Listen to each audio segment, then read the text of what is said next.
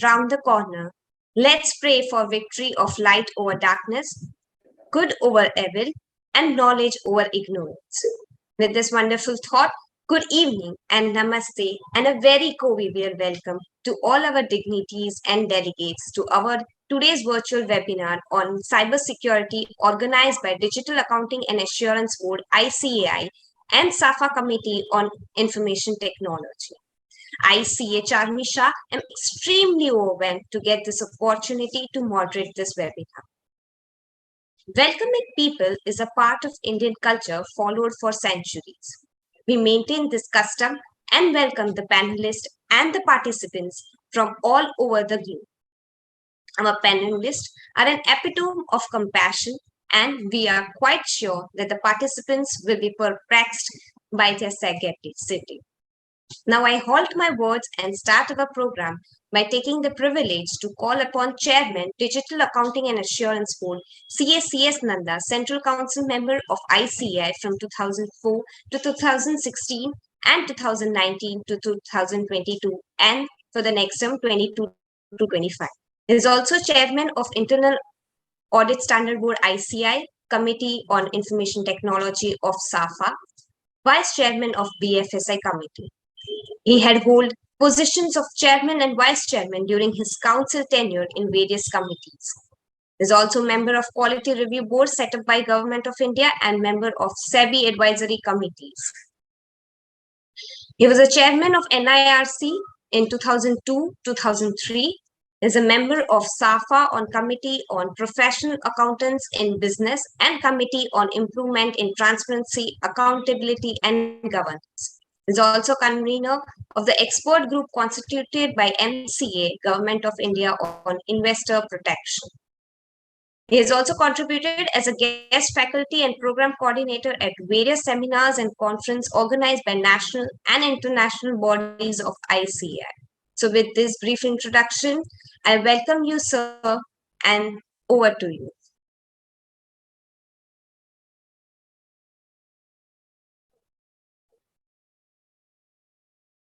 Sir, you are on mute. A very good evening, ladies and gentlemen. My Honorable President Safa, Shri Hinaika Bhandara, sir. The Vice President Safa and Past President of the Institute of Chartered Accountants of India, C. Nihar Jammu who would be joining very shortly. Madam Charmi Shah, the moderator of this program. Amit Gupta, the Secretary of Digital Accounting and Assurance Board. Mr. Sachin Dedia, the learned speaker who would take us all to this process, how cybersecurity has to be put in place, the technical support and DAB officials, and all who have come to listen to this great important topic in spite of the fact that festivities are all around the corner. Ladies and gentlemen, I want to put one thing very candidly. First of all, I want to thank my President Safa, Mr. Bhandara, for giving me a free hand. We are doing these programs every fortnightly with Safa. And all member countries, members are a part of this program, including Sri Lanka. We were in Dhaka last week, including Nepal, including Pakistan, Maldives, all across, because whenever the committee meeting is held, Safa committee, all of them come with their experiences. Second very important thing, that times are ripe, that now chartered accountants have to become technology savvy. All professionals, may they be ICWS or any professional who is rendering services to the clients, to the stakeholders, to the regulators, to the governments, have to be technically compliant. And this time in the Safa board meeting, I apprised the Honorable President that we at Digital Accounting and Assurance Board at Institute of Chartered Accountants of India have embarked upon a very ambitious project. The name of the project is Technology for Non-Technology Professionals. Yes, we have across the globe so many people who are professionals, yet they don't understand technology to the rightest extent. We have taken this responsibility that we will ensure that all members who are professionals, particularly in our Safa countries, will be technology compliant. Your institute is the first to come out with guidance on remote audit way back on 30th March 2020 when COVID had barely stepped in. ICADAB is the first in the world to promulgate digital forensic investigative accounting standards. Yes. So we are keen that we percolate technology to all members across all professional bodies. Today's topic is a very pertinent topic on cyber security, and I want to tell you that one of the IT committee members, Mr. Kafle from Nepal, he suggested that we should do that. And therefore, we are in perspective on this topic. Yes, there have been so many cyber frauds, so many network issues, so many data stealing, that cyber security audit becomes imperative today. We need to understand how our systems have to be in place, how our networks have to be in place so that no hacking occurs and people are put in the right perspective. I will not take much of your time. I have my very honorable President, Mr. Bhandara here, Mr. Sachin Dedia here, who's the speaker. So over to Madam Charmi for further proceedings. I want to say only one thing, that I'm truly honored to be here and I'm there to serve all of you. I'm only a phone call away. Anytime you can call me, anytime you can ensure that whatever you say will be taken at the highest ebb. Ladies and gentlemen, I also welcome the Vice President of Safa, our past President, C.A. Nihar Jambusaria. He is also a man of great promise and more importantly, a man who understands technology. He took UA and now he was USA and this time he spoke about money. So requesting Nihar, you can invite Madam Mr. Nihar Jambusaria for his words of wisdom. Over to you, Charmi. Thank you, sir. If you are not willing to learn, no one can help you. And if you are determined to learn, no one can stop you. So thank you, sir, for organizing such a fabulous topic, which is a need for the day. So moving on to the next segment, we have with us CA Nihar Jambu Surya, sir, who is a Vice President of Safa and also member of Professional Accountants in Business Advisory Board of International Federation of Accountants. He was a member of very important committees that constituted by the government and regulators relating to policy formation that includes Government Accounting Standard Advisory Board and Audit Advisory Board, both constituted by CAG of India. He was also board member of Insurance Regulatory Development Authority, Insurance Advisory Committee, and Apex Committee of IRDA, and member of SEBI's Primary Market Advisory Committee. He was also a member of E-Commerce Committee formed by Ministry of Finance and Peer Review Committee of the CBDT. He is a prolific speaker at national and international fora. He has taken more than 900 seminars, conferences over topics like DT, international tax, professional development, and alike. With this short introduction, I welcome you, sir, and please share your insights. Thank you, Charmi. Good evening, everybody. President Safa, CMA Henaik Bandaraji, Chairman and Vice Chairman of this committee, CA Nandaji, CA Dayaji, and all the participants who are present. Let me at the outset once again thank the President Safa for permitting this committee to hold webinar on subjects which are so important in today's scenario, and congratulate the IT committee of Safa headed by Charanjot Singh Nandaji, who is continuously organizing programs on information technology again and again. And today's topic is so relevant and important, cyber security. We all are learning technology, and we assume that operating on technology is as safe as it used to be on physical mode, on manual modes. But when we started realizing that technology can sometimes lead us to such risks which one cannot have or may not have envisaged in mind at all, the concerns around cybersecurity started gathering. And I am told that in today's world, when you have your mobile on your table and you speak and talk anything, the Google catches it.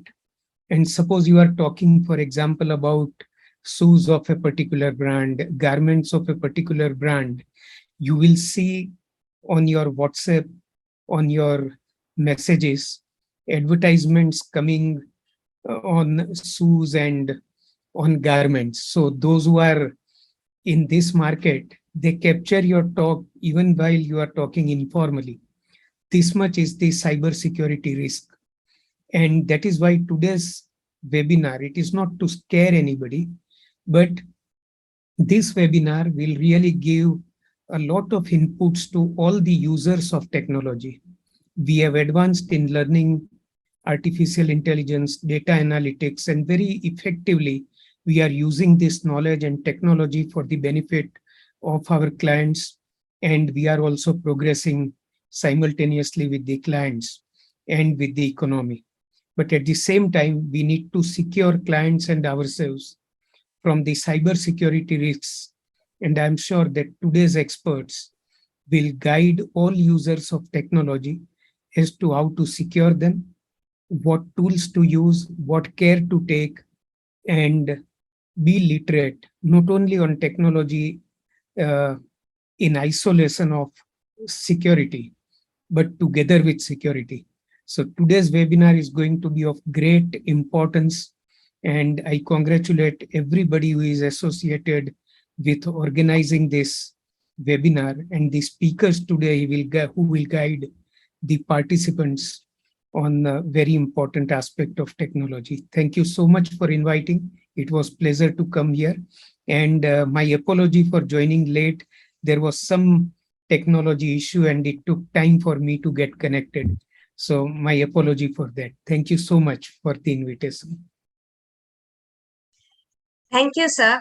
Your presence is important and not the timing. There are no 7 wonders of the world in the eyes of the child, and there are 7 millions. Thank you, sir, for giving them the shape. Truly, sir, you have created a great impact in the minds of the participants. Heartily gratitude to enlighten our delegates with your vision. Moving on to the next segment, we have with us Mr. H.M. Hinayaki Bantara, President, Safa. Information security is simple as ABC. Always be careful. To throw more light to this, we have with us Mr. Bhandara sir. To formally introduce him, he is a fellow and a founder member and a vice president of Institute of Certified Management Accountants of Sri Lanka. And this is the first time that CMA Sri Lanka representative have been appointed as the vice president of Safa since its admission as a member in 2010. He is the recipient of CMA Award for Excellence in Business Management at the Safa CMA Management Accounting Summit held in 2012.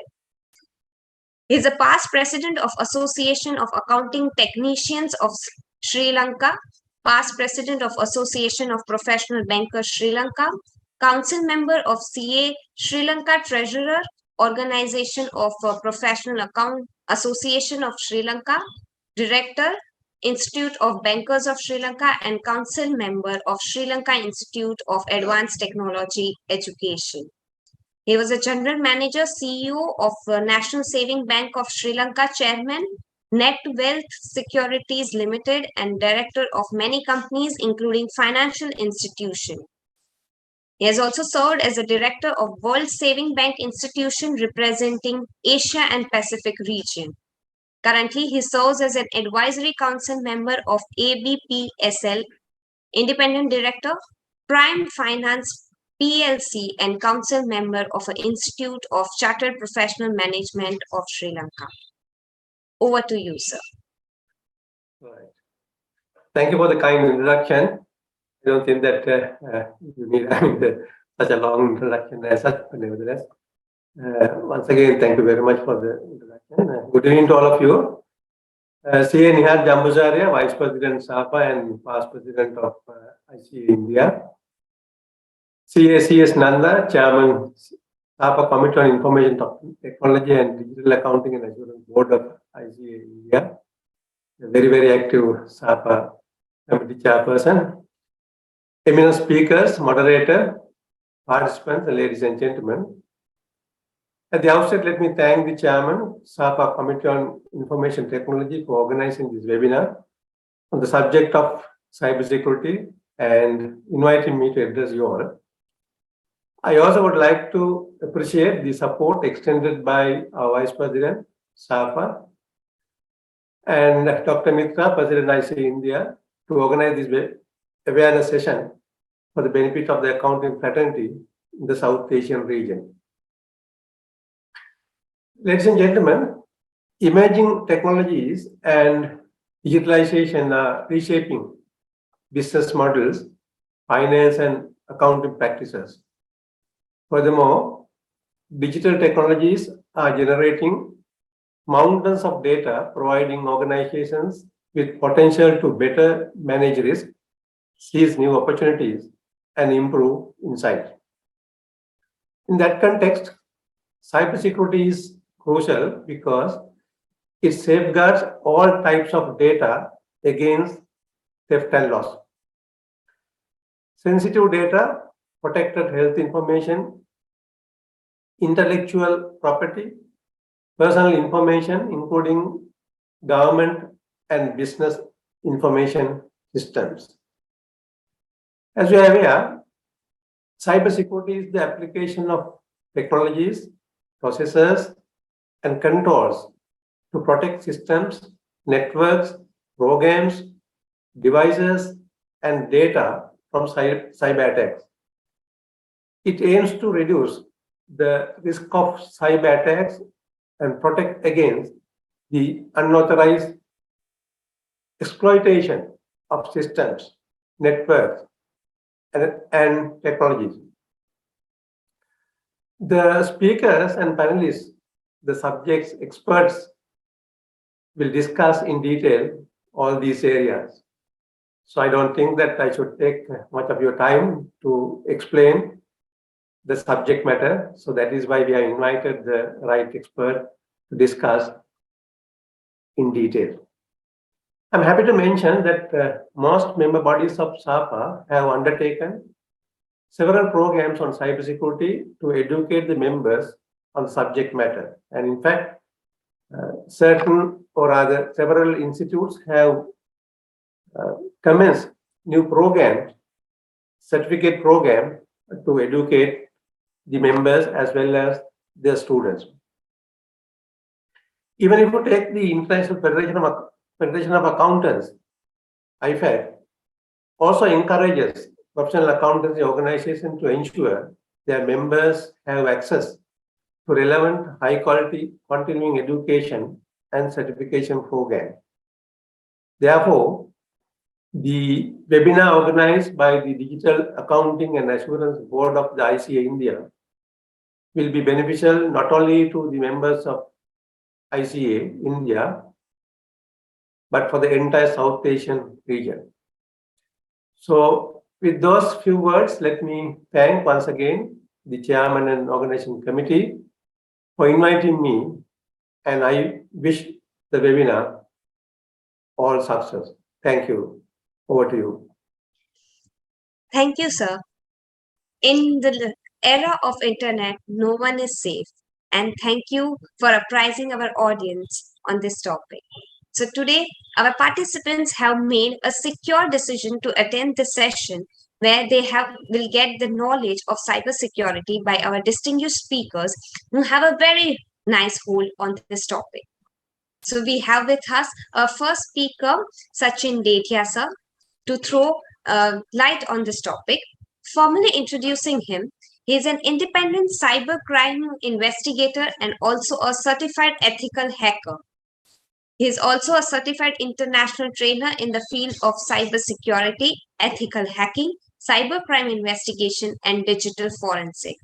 Since many years, he is working as an independent cybercrime investigator and also an IT security expert for various MNCs, SMEs, government department, corporates, and individuals. In 2010, he was privileged to give seminar in Raj Bhavan, that is in Governor's Office of Mumbai. 9 years of experience in vulnerability assessment and penetration testing, ISO 27001 network, web application, and he has also conducted numerous audits for various international as well as national clients, corporates, and government departments. He was recently recognized as one of the top 25 cybersecurity consultant company in India by Consultant Magazine. With this brief introduction, I welcome you, Sachin sir, and the floor is open for you. Over to you. Sure. Thank you. Thank you, Charmi. I hope all of you can hear me. Yeah. Very much, Okay. Mr. Didier. Please go ahead. Sure. Thank you. So first of all, I would like to thank Chairman of the DAP committee, Nanda sir. And believe me, when he says that he's just a phone call away, he truly means by that. He's been a great support for all young faculties like us. CA Neha Jambusiria sir, also Vice President. I've had the pleasure quite sometimes I've been interacting, and they have been good pillars of support for us. Sir, H. Bandaraji, first time I think I'm meeting you, but heard lot about you before this. So it's nice to interact with you on this forum. It's my great pleasure to get associated with you. So thank you all, DAP committee, ICI, once again for giving me this opportunity. Thank you, Charmi, for introducing me. And with this, I would like to start my session. And just as all the dignitaries have said, I'm going to keep the session as a more practical one, okay, as a more hands-on, okay, and I'm going to keep it quite interactive. But I'll be sharing my PDFs, I'll be sharing all my study material later, but as of now, I'd like to keep it more hands-on itself, okay. So first thing, of course, that, you know, the way I've been introduced anywhere is that I'm a certified ethical hacker. Like, of course, one of the qualifications that always people talk about me is that I'm a certified ethical hacker. And this is maybe one of the only professions in the entire world where I have to use the word ethical before I can say I'm a hacker. Right? I've not seen any other profession ever coming and telling like I'm an ethical CA or an ethical lawyer or ethical doctor, you know. But sometimes people like us, you know, we will have to use the word ethical. Like imagine if somebody were to come up to you and say, you know, you will go to various events now, religious events, functions and marriages, and you will end up asking someone, what do you do? And just imagine if the other person will come and tell you that, oh, I'm a hacker. How would you react? Like, honestly, if I tell you the reactions that I've got in my past few years is that I've seen mobile very slowly going inside the pocket. Okay. I've not received visiting cards after that. I have not received mobile numbers after that. So, but of course, one of the few advantages that I have is that on the marriage, you know, during the marriage event, I automatically get a seat to sit. Okay, because if somebody comes to know that he is a hacker and is looking for a place to sit, somebody would definitely give me a place to sit because they don't want to sit along with a hacker, you know, like they don't want to get associated, they don't want gadgets to be near me, kind of a thing. So we have our plus, we have our minuses. But if I were to ask you, you know, what do you want to learn from me? I say I'm a hacker. Okay, so there are good sides and there are bad sides. What would you like to learn from me? I'm sure the first thing that you would like to learn from me is how to learn to protect yourself. Right. See, the number one rule of hacking, the number one rule of hackers is learn to protect yourself. I mean, that's our rule. How it would look that if I can go and hack into somebody's Wi-Fi, but somebody else can also come and hack into my Wi-Fi. Right. I mean, it's not logical. So what's the first step? First step is I need to learn to protect my own Wi-Fi. Simple, right? I mean, as a CA, you know, I always tell all the members that cybersecurity will start from your own office first from your own devices, first from your own data, your own devices. Then you can look into companies' data. Then you can look into banks' data. See, as a CA, I cannot go and tell the bank fire extinguisher, you know, you should have a fire extinguisher, you should have licensed windows, you should have a backup systems, you should not enable pen drive. And what happens if that client comes visiting to our office? Now, typically, what does a CA's office look like? Nothing short of a cyber cafe, right? Pen drives are allowed. Okay, backups may or may not be taken. License windows may or may not exist. Like there are so many things. But so, you know, when people talk about cybersecurity, I always say that it has to be implemented first from our side, from on our own into our office. If that looks good, if we are able to send encrypted messages, if we're able to send password related balance sheets, you know, it will make the client see just small things. You are sending an ITR of your client. Enable it with a password. See, you're getting mobile bill through a password itself, right? Even the AIS and TIS and 26AS is all password protected. Why can't a CA send an ITR with a balance with a password. It could be any simple password. Okay. Of course, it's a headache, or sometimes the client will look like an inconvenience, but it would look that the CA is thinking from a cybersecurity point of view. That would mean the client would also understand that he's taking care of data. He's not making the data, just lie as it is. So small tips and tricks that I'll be showing you. Of course, a lot of things I'll be sharing, and I'd like to share my screen now. Sharmiji, if you can just confirm if you can see my screen. Yeah. Okay, you're on mute. We can see your Gmail page. Okay, right, done. Okay. Very well, Mr. Diria, please go ahead. It is clearly visible. Okay. Thank you. Okay. So now, first thing that I would like to start with, all of us will have an email ID, and most of us would have an email ID in Gmail itself. I mean, across India, across the world, more or less. Now there are hardly any few email IDs like Hotmail, Gmail, Outlook. These are the only free email IDs that are remaining. So I would like to start with my first, practical demo over here. See, I have divided my sessions into two parts. More importantly, it's like first I will talk about our own security. Okay, how do you secure yourself? And then how do we gradually move on to securing our client's data? And then, of course, how do we gradually move on to securing the client's network infrastructure? How we can take that kind of projects and all. Okay, so first thing, say this is our email ID. I'm pretty much sure that majority of us must have done this simple exercise. We must have gone to third-party websites, and we must have logged into third-party websites using Gmail. See, example, Truecaller, a very popular application. Now, if I want to sign into Truecaller, see what the options do we get? Sign in with Google or sign in with Microsoft, right? So what do we end up doing? We end up signing with Google.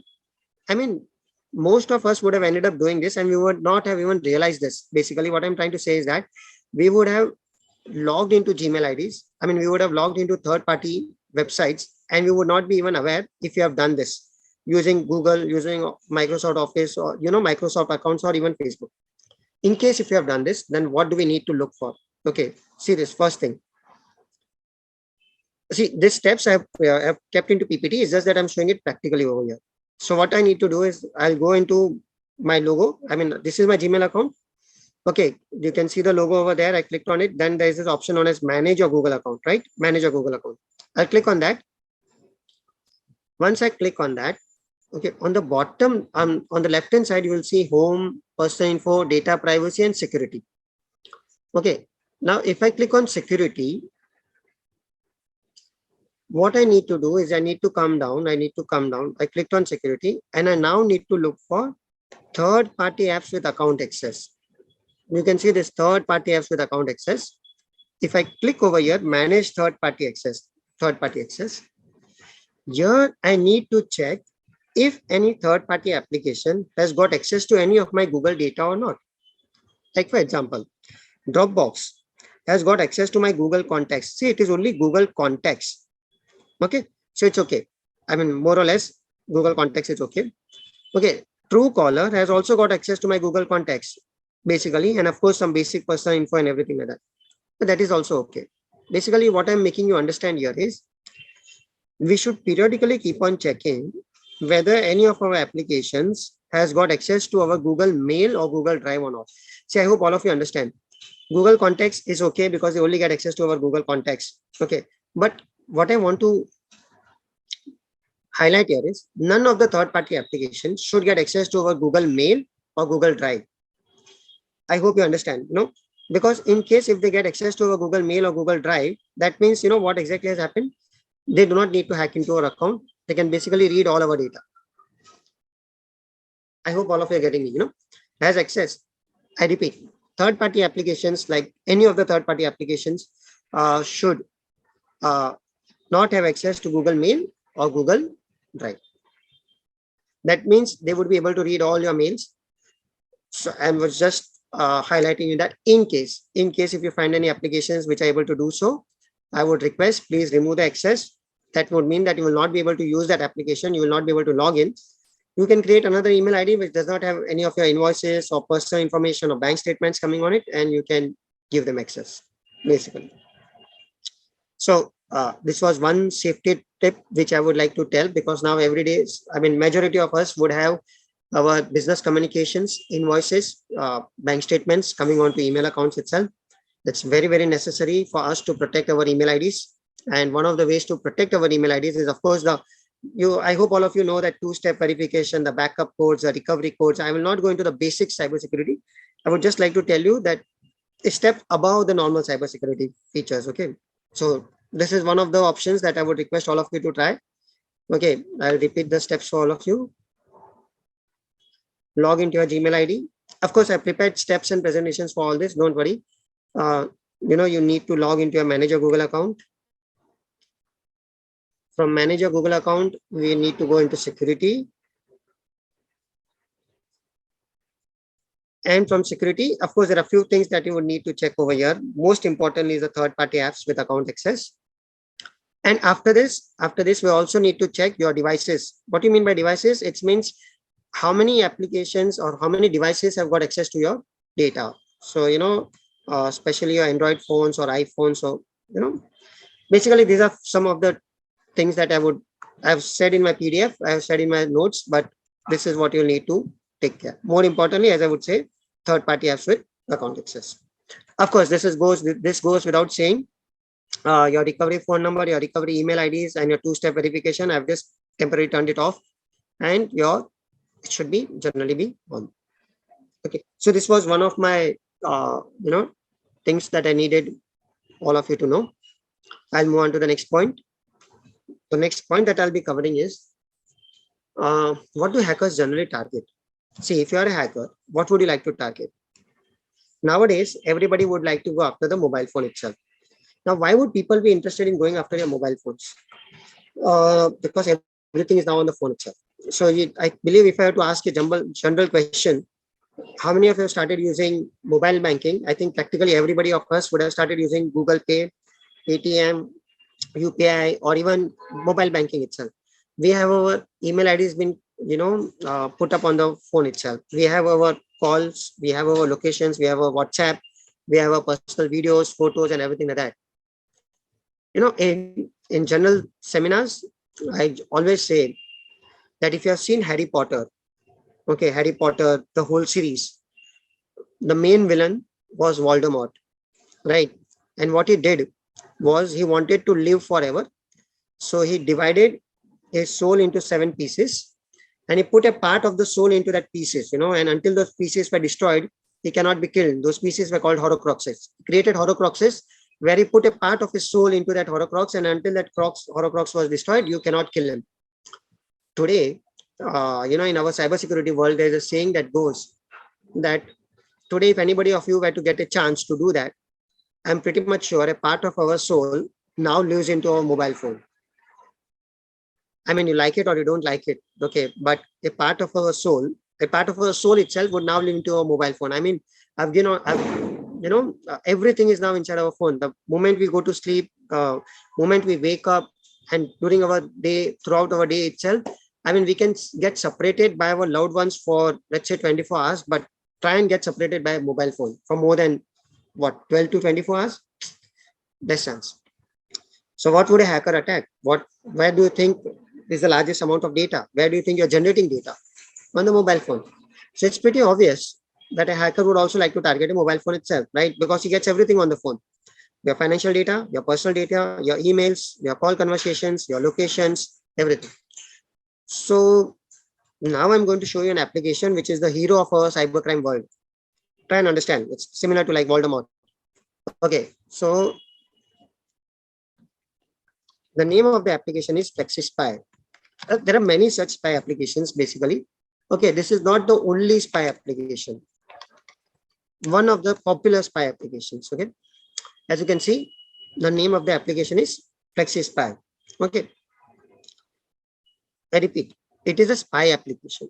Okay, there are many such spy applications. Now, what this spy application will do is, if this spy application gets installed into somebody's phone, it will be hidden. I repeat, if this application gets installed into somebody's phone, it will be hidden. It will be running in the background, and then we'll be able to see a lot of data from the phone. Okay, a lot of data. Okay, what kind of data? So I'll just click on the button features. We can hack into an Android phone. We can hack into an iPhone itself. If I click into an Android phone, let's see what all data we can get. Okay. So people can listen to phone call recording. You can see that. Then people can listen to your environment recording. Now, what do you mean by environment recording? Environment recording means conversation surrounding the phone. The phone is inside your pocket. The phone is on the table. People can actually listen to conversations surrounding the phone also. Okay. After that, they can read your Facebook messages, your Snapchat messages, your hike, your cake. They can read your Instagram messages, your Line, your Skype, your Viber. They can even read your WhatsApp messages. That is what people would actually like to go after. Your Telegram, your Tinder, your WeChat messages. They can read your email. They can read your Gmail, call logs, address book, SMS. They can even read your SMS. Why would somebody be interested in reading your SMS also? I think all of you should be able to get the answer quite easily. It is because of our OTPs of the bank generally come on SMS. Sometimes even password reset request OTPs. I hope all of you are getting me. If you want to reset your password, and OTP for reset also has been sent on the SMS itself. So that is where they get to read all the data. Location tracking, geofencing. They can see your browser activity, your browser bookmarks, your application activity, your installed application, your keylogger. I mean, what do you mean by keylogger? Anybody? So keylogger means anything that you type on the phone keyboard. Imagine anything that you're going to type on the phone keyboard will be known back to the hacker. So that would mean capturing your passwords.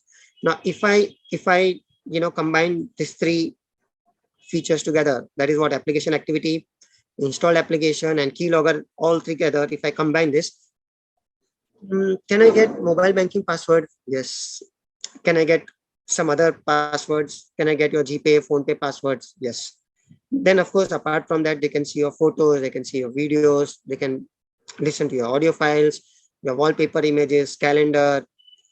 We can remotely activate your camera and take a photo. We can remotely activate your microphone and can listen to conversations surrounding the phone. See, I hope practically almost everything has been covered. See, I repeat, the application, if this application gets installed, it is hidden. It will run in the background. It will not be visible on the phone, and it will be able to send a lot of data back to the hacker. Okay. This is the power of this such spy applications. And this is the hero or the villain of our cybercrime world. This is very, very popular, at least in our world. We have also seen this application used for personal purposes. So divorce related matters, husband has got it out on wife, wife has got it out on husband. So they go to the lawyer or they go to good friends, and then they say that, I don't know what is happening in our life. So the suggestion would come is that when your birthday will come, or husband's birthday or anniversary is going to come, gift him a phone. See, that is what is generally happening. Phone has been given as a way of a gift. And before the phone is gifted, they will install this kind of an application. And once the application is installed, you can understand all the data that will be taken out. Okay. So one way of installing this application is gifting a phone. Second way to install this application is to get physical access to the phone. If you give access to your phone for 3 or 5 minutes to somebody, they can easily get access. I mean, they can easily install this application. Generally, it would take somebody who has practiced installing this application around 3 or 5 minutes maximum. If they get physical access to your phone, they can, install this spy application. Third way to install this spy application is by sending a link. Okay, a link over SMS, a link over WhatsApp. Now, if you receive an SMS link or a WhatsApp link, and unfortunately, if you click on the link and you download an application and you install the application, I'm sorry, but the damage would be done. So as I say, there are 3 ways to install this application. One, gifting a phone. Second, if you get physical access to the phone for a few minutes. Third, by remotely sending any link. Now, I'll just show you one small case study over here.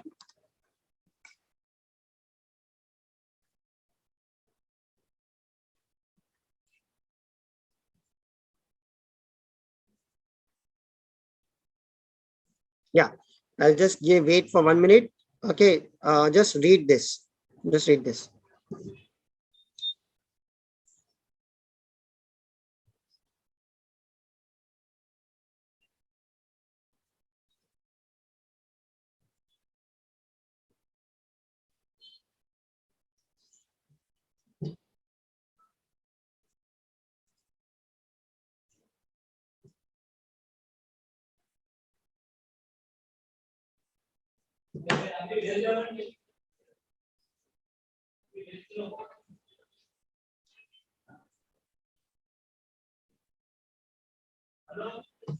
Yeah. So, if you read this, a man in Powai lost a huge sum of money of 1.5 lakh. He clicked on an income tax refund. See, I hope all of you are getting me. You click on an income tax refund application. He thought this is an income tax refund application. He clicked on it. He got redirected to a mobile application which automatically got downloaded. He clicked on that application and he installed that application. Okay. After that, he suspected some foul play and he deleted that income tax application. But by that time, the spy application must have already got installed. And within next day itself, money was debited. See, there are various such instances which have happened. Okay, you must be aware of the Jamtara series also, that people making calls and trying to siphon off the money and everything like that. So basically, this is what generally happens. One of the ways through which mobile banking frauds have been happening is because of such spy applications itself. So one of the reasons why we say is that you use mobile banking applications, but we always say that that bank application that you're using, especially mobile banking application, it should have minimum amount. In the sense, like say I'm giving my example is that I'm using one banking application and I'm using one credit card. Whether credit card limit is such a limit which I can afford to lose. Okay, so I have kept my credit card limit of 30,000 rupees only, basically. So at the most, what do I stand to lose is 30,000. Okay, I hope you're getting me. That credit card itself, I'm using it at various places. Example, Ola, Uber, Viber, Amazon, Flipkart, IRCTC. See, what I've done is I'm trying to expose only one card to the world. And the limit of that card is such a limit which I can afford to lose. I hope all of you are getting me. See, I can share various such case studies. Okay, but as one of the dignitaries clearly mentioned, we are not here to scare you. Okay, we are just trying to enlighten you. We are just trying to ensure that you get you are more secure. There are two ways to learn in our life. Either we learn from our own mistake or we learn from somebody else's mistakes. Case studies are nothing but somebody else's mistakes that we need to learn from, right? So I will share a few more case studies, okay, that will help us to learn better, okay, and that will also help us to ensure that we are properly more secure. Okay, I'll move on to the next point. Charmi, in case if they have any questions, we can take now or we can take later on also. I mean, because I'm moving on to topic. So either we can take it now or we will take it in the end. Okay, anything is fine with me.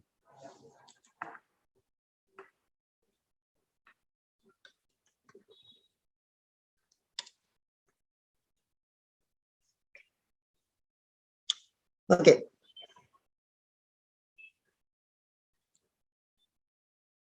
Now we are going to talk about a topic called as phishing frauds. I think all of you must have heard about this, phishing. Yeah. What do you mean by phishing? Phishing is an attack that attempts to steal your money or your identity by getting you to reveal personal information, credit card, bank information, passwords, or pretend to be of websites that pretend to be what? Legitimate itself. Okay. So I'll just show a few examples of phishing attacks over here. Yeah, I'm giving you 1 minute of time, everybody. 30 seconds of time, practically, or 1 minute. Just read this and let me know if you'll click on the link below. A mail coming from rbi.org.in. Okay, rbi.org.in. That is the original website. You can see this rbi.org.in actually opened. If this is the URL, that is the correct URL, there can be an email ID by the name of Nonita. I'm giving you 1 minute of time. Read this and let me know if you'll click on the link below or not.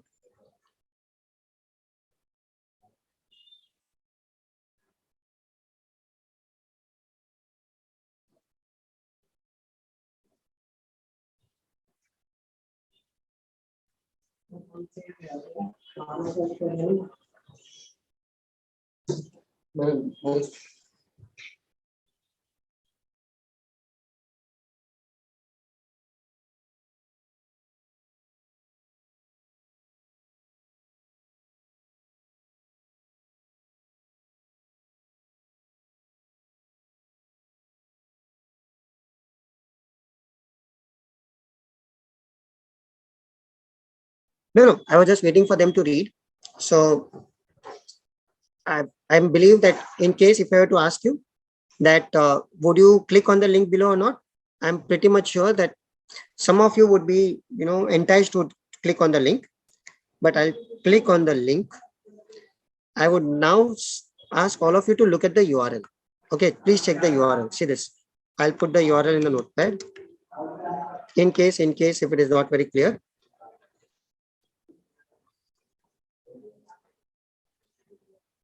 Okay, see this. This is the URL.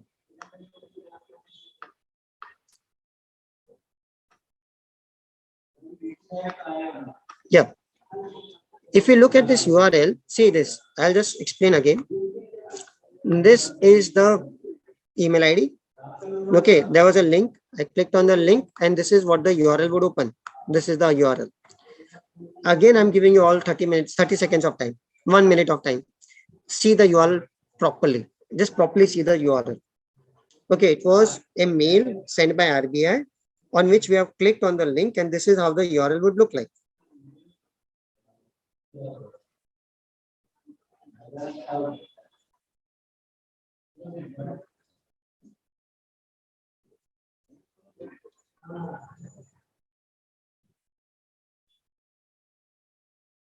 Okay, I hope all of you understood by now. A different website, okay, taking you to RBI. I hope all of you understand. See this RBI index, RBI index. So, I'll just explain, what used to happen was a ditto looking fake website of RBI used to open, ditto looking fake website, in which we were asked to put in our credentials of our bank. If we put in the credentials of our bank, it would redirect us to that bank ID, bank website. If we end up giving our bank details, our bank details would have been compromised. So I hope all of you are understanding this. This is one type of phishing attack. This is one phishing attack. I would like to show you another phishing attack.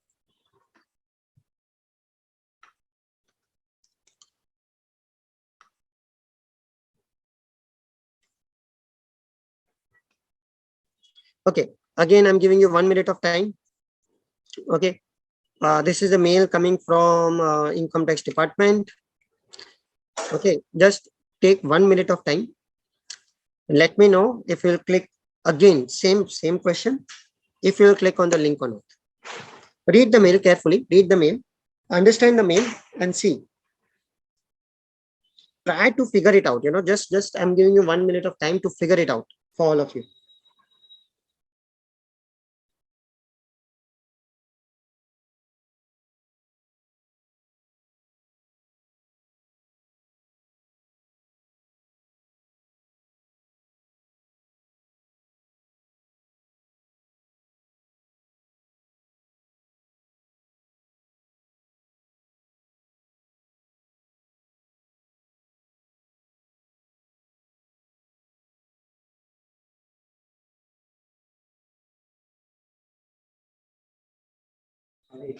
Okay, now I believe somebody of you would be inclined to click on it, somebody of you will not click on it.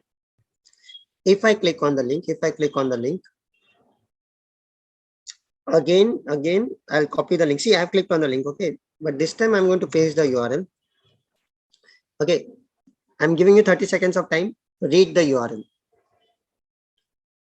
Try to understand what this URL will do. Take 30 seconds and see what I did was I clicked on this link. This is the URL that opened at the very top. For convenience sake, I'm just copy pasting the URL. This is the first URL.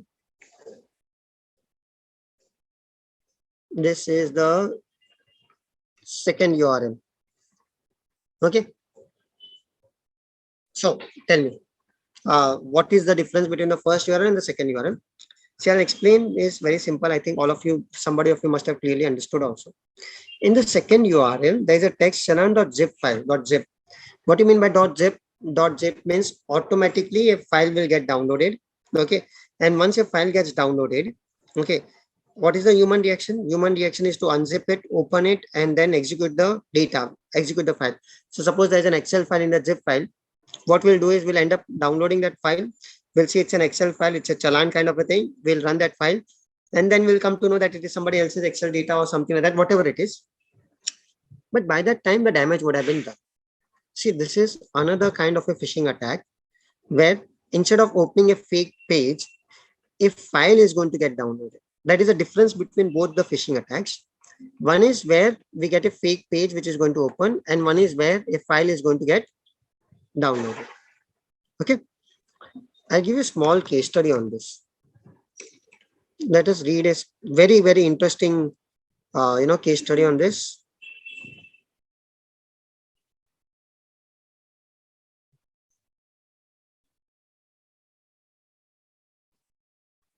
Yeah, read this.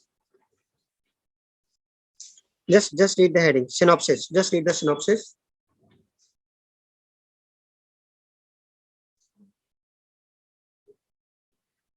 Union Bank of India recently fell prey to hacking, robbing the lender of 171, but the hackers made a silly mistake.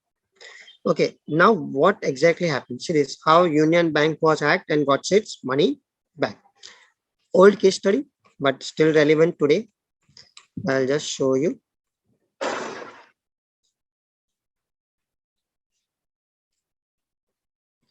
We have to, I'll share the articles. Okay, I'll share all these interesting case studies, as I clearly said earlier also, that I'll be sharing a lot of data, but I'm just showing it practically over here. See that, how did it exactly happen? Okay, so if I come down,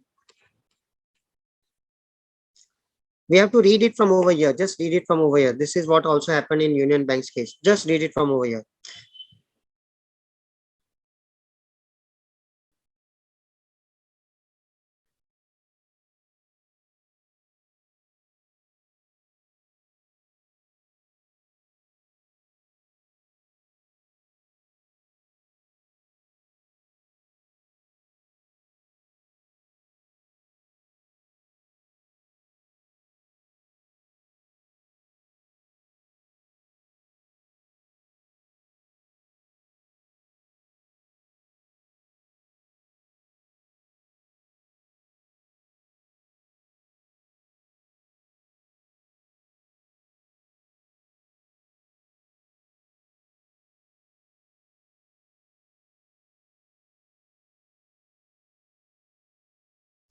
Okay, I'll scroll down,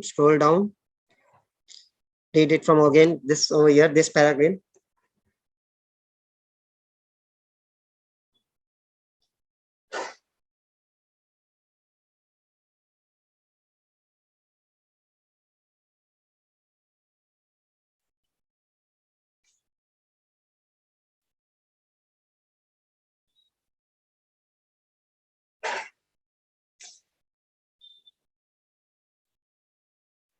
Okay,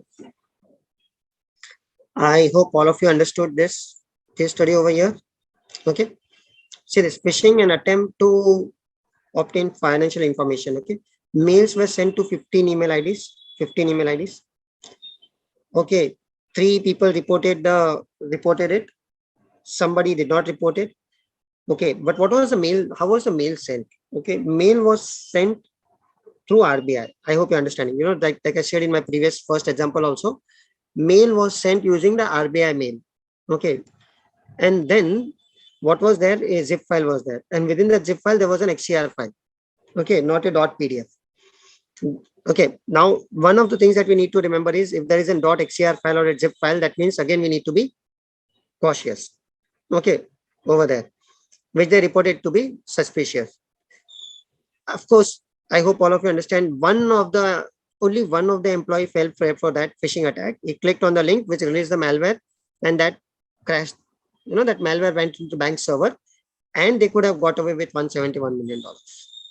See, this is the effect. This is the effect of just one employee clicking one of the phishing mails, and this is the damage that can possibly happen.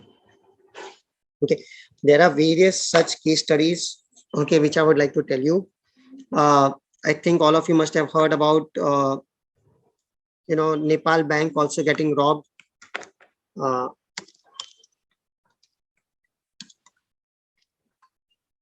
can see this, millions stolen by ATM hackers expose vulnerability of the Nepalese bank. I mean, the main bank of Nepal, that is the Nepal Rashtriya Bank. that this happened in a single day itself. Okay, Chinese hackers hacked 68 ATMs in a single day. Of course, prior to this, there was a very interesting case study that happened in India. That was the Cosmos Bank. Okay, this is one of the best case studies that you can get to see how Cosmos Bank was robbed. And no, I do not have time to go through this case study, but of course, uh, it was North Korea who came and hacked into the Cosmos Bank attacks.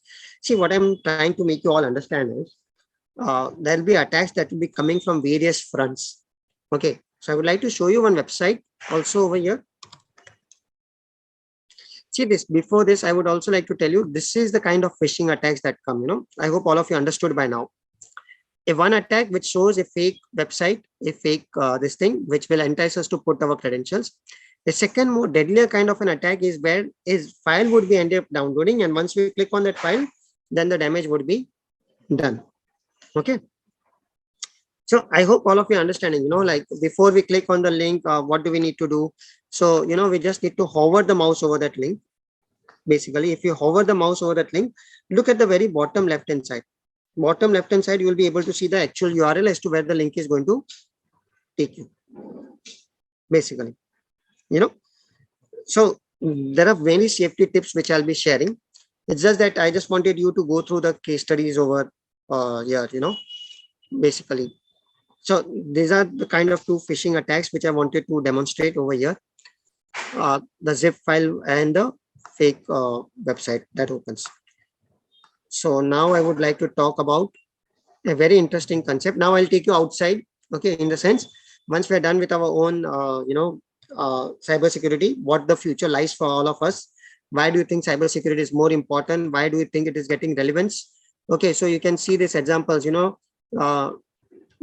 Chinese attacking into the Nepal Rashtriya Bank. North Korea came and attacked into our.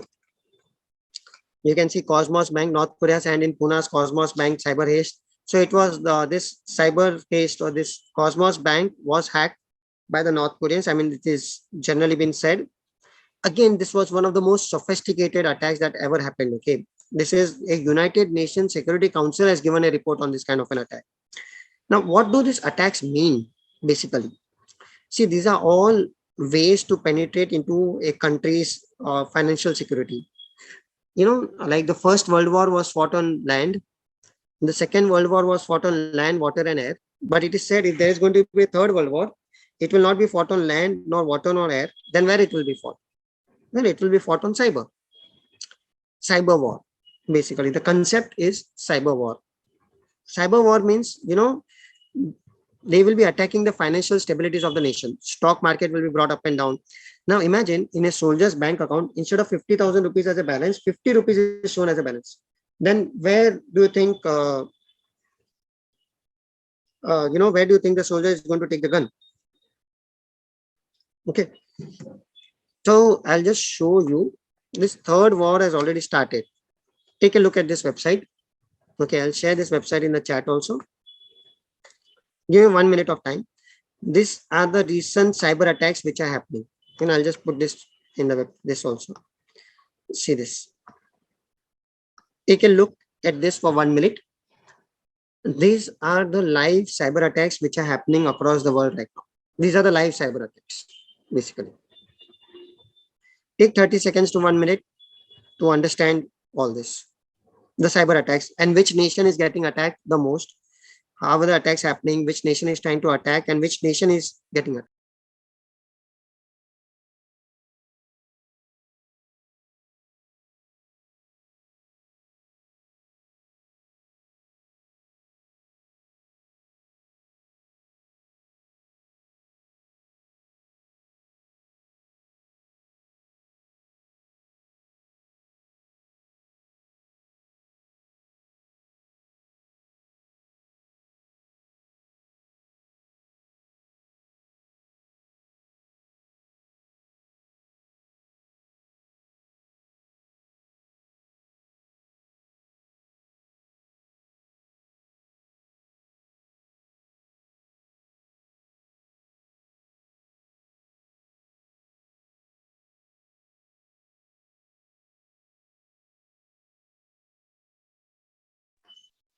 Okay, so you can see a lot of attacks happening. Okay, so you can see US is getting attacked the highest. More or less attacks are not happening onto India, maybe because Fortinet firewalls would not be much in India. Okay, so I would like to say here is why is US getting attacked the highest? Very simple. Okay, because where do you think all the data of the world is, right? See, Gmail, Hotmail, all the Amazon, Flipkart. I mean, sorry, like the Amazon, the Microsoft Azure, the Google services. As a okay, so I hope you understand. Instagram, Facebook, WhatsApp, all the servers are in US. In our world, okay, China is known as the king of hardware. US is known as the king of software. Okay, but India and all the Asian countries, we are the king of data. Where do we get all this data from? Basically, right? So, as I said, this is the third war which has already started. Lot of countries attacking each other, basically, and this is what we are going to see in the future also. Countries getting attacked through cybersecurity. Okay, so I'll just give a small example also over here. Tata Power, it's one of our biggest, one big, power company over here. Just recently suffered 7 days ago. It suffered a cyber attack. Basically, it brought down their systems temporary. Temporary, it only brought down their systems, but this is what is happening in the recent, this thing.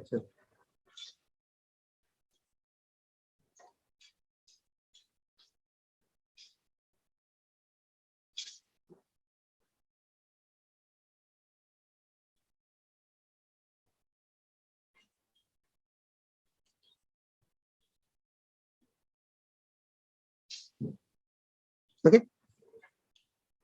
So I'll be sharing all these case studies. I'll be sharing this, the cyber attacks. Many people ask me, what is the future of cybersecurity? Whether we can go, whether we will get access to our data or not. Like how is privacy going to be affected? Well, as long as you own hardware, we have our own softwares. We have a Data Privacy Act in India. Then we can worry. Then we can, get more cybersecurity things over here. As of now, China and US remains the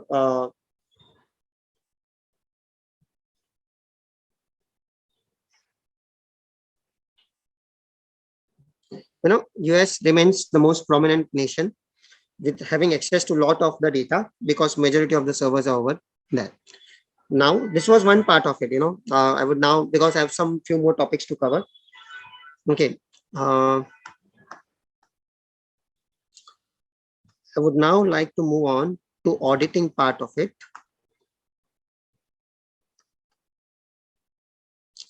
See, there are various regulators in India. This is now I'm going to talk about India. Okay, there are various regulators over here.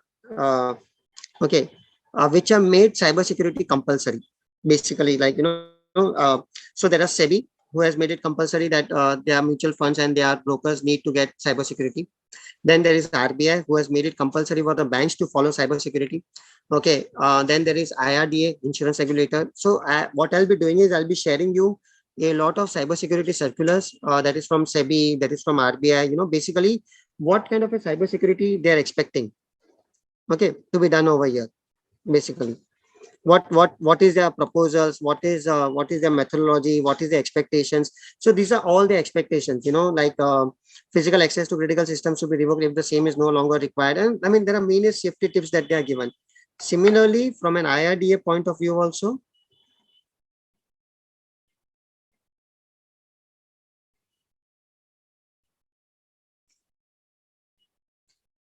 see, this is given by review of information technology systems and proposals. This is done by the RBI. This is a very good exhaustive checklist from any auditor's point of view. In case if they want to do any cybersecurity audit for any of their clients, for any of their organizations. Okay, this is one of the biggest and one of the best checklists that they have over there. Okay, I'll be sharing this checklist. It generally starts with planning, whether they have an IT plan and strategy in place. This is how we generally start with an audit. Okay, then we need to have security policy documents which are there. So first starts with plan, strategy. Okay, then it starts with policy documents, whether they have a detailed policy documents or not. then whether the IT document policies are even new members of staff are made aware or not. Okay. Then what is the role of the information security officer? How do incident management procedures are defined or not? What do we have as inventory of assets? Do we have the network diagrams and everything ready with us or not? Okay. Then handling labeling information, correct disposal of information, access control policy, guidelines, management of removable computer media and everything like that. Okay. Uh, Independent review, testing, managing, business continuity plan. I mean, this is what as an auditor we will need to go through. Okay, this is what we'll need to go through as an auditor, basically. This is what we'll need to ensure that our clients are following this. So basically, what happens here is once we get to know the checklist, what is the expectations of the regulators? Let's say from RBI, what is the expectations? What is the expectations of SEBI? What is the expectation of say IRDA? And once we get hold of their checklist, we can know that what kind of work we need to perform as an IT auditor, right? What is their observations of IT officers as yes, no, comments, the risk category is serious or not, very serious, or there is critical, non-critical, low, medium, high. There are various ways through which we can do this particular things. So as I said, now once we move out, we need to understand basically what exactly needs to be done. So like this is IRDA's FAQ. Okay, name of the insurer, analysis sheet of information security like this.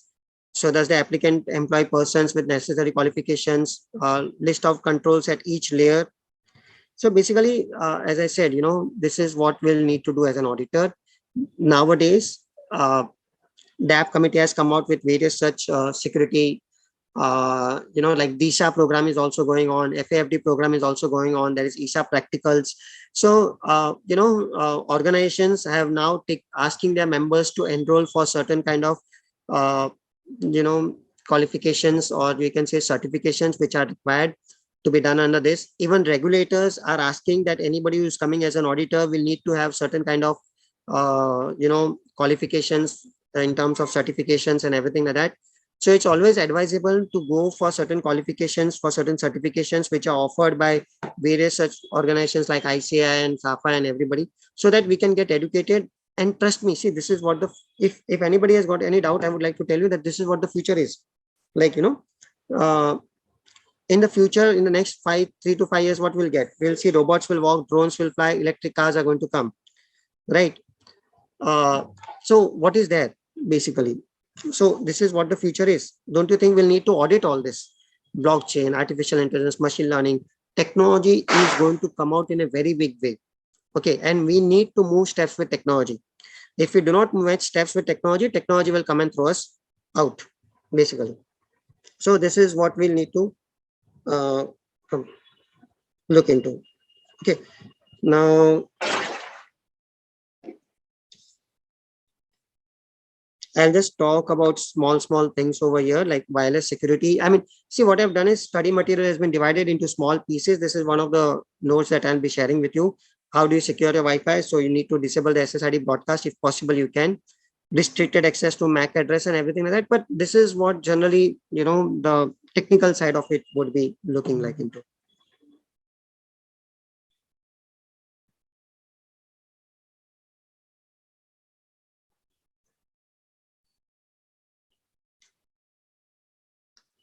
Okay, now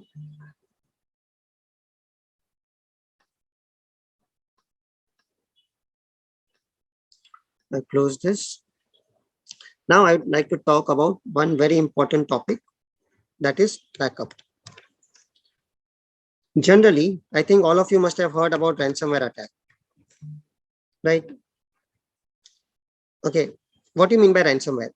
See, I hope all even big organizations are getting hit by ransomware attacks. So one of the, again, I would like to show you one example over here is, see this, after Ipca Laboratories, pharma major RT drugs hit by ransomware attack. Even big companies, even IT companies, if I'm not mistaken, Cognizant was attacked by ransomware, Can you see this? Cognizant IT service provider expects its Q2 revenue to be significantly impacted due to a ransomware incident that took place in April 2020. I hope all of you are understanding, like ransomware attacks. This is what you mean by ransomware attacks. It means that it will go and encrypt your data. basically. And then they will ask you to provide, make the payment in Bitcoins or make payment through ransomware, in the sense that if we do not get access to our own data, then we will be willing for that data. We will be willing to pay for that data. Now, one of the best solutions for a ransomware attack is to have a good backup. Okay, simple. Now, what do you mean by good backup? Anybody? Like, it is always advisable to take a backup. We have something called as a mirror image backup, but generally what we always prefer is we should have an offline backup. Okay, I mean, one of the options that we need to have is we need to have an offline backup, which means a backup which is not connected to the net. Okay, so in case of a ransomware attack happens, because we have seen even internal network systems getting affected, even servers getting affected, even backup servers getting affected. Why? Because they were only connected to the internet, and there was a mirror backup that was happening up, or a real-time backup that was taking place. So in terms of ransomware attacks, we have seen even backups getting affected because they were connected. Okay, so one of the options is to have an offline backup, or is to have an encrypted backup. See, encryption will not work on encryption. Okay, so there are certain softwares that offers you encrypted backup also, basically. So, this is one of the tips, one of the most important topics that I wanted to cover was a ransomware attack, because even big IT companies are suffering from ransomware attacks. Okay, I can show you, as one of the dignitaries clearly mentioned, I don't want to scare you, being the festival seasons and everything like that. I have to keep it, I've been told to keep my case studies to bare minimum and cover as many topics as possible, just to give you a glimpse, because there is one more, very good faculty who is going to take up the topic after me also. So I don't want to, create a sense of fear more. It's just that I'll be talking. I just wanted to draw attention to the fact that there is a ransomware attack, and how do you protect against a ransomware attack? Basically, is to have a good backup. Okay, so there are certain case studies that I'll be sharing with you. Okay, and go through that case studies, you will get a fairly good idea as to how important this kind of an attack would be, how it cripples down the IT systems. Like, say, an example of Union Bank, an example of Cosmos Bank, which I recently showed, and for this, it would be another good example of a ransomware attack would be Merck. Okay, Merck insurers fight over 1.3 billion in damages which suffered from cyber attack. This is a very interesting case study again. How many servers got affected? I mean, 3,000 servers that got affected of Merck. This is another example of ransomware attack also. Okay, so before I move on to my last two topics, I'll just ask if anybody has got any doubts or any questions, please ask.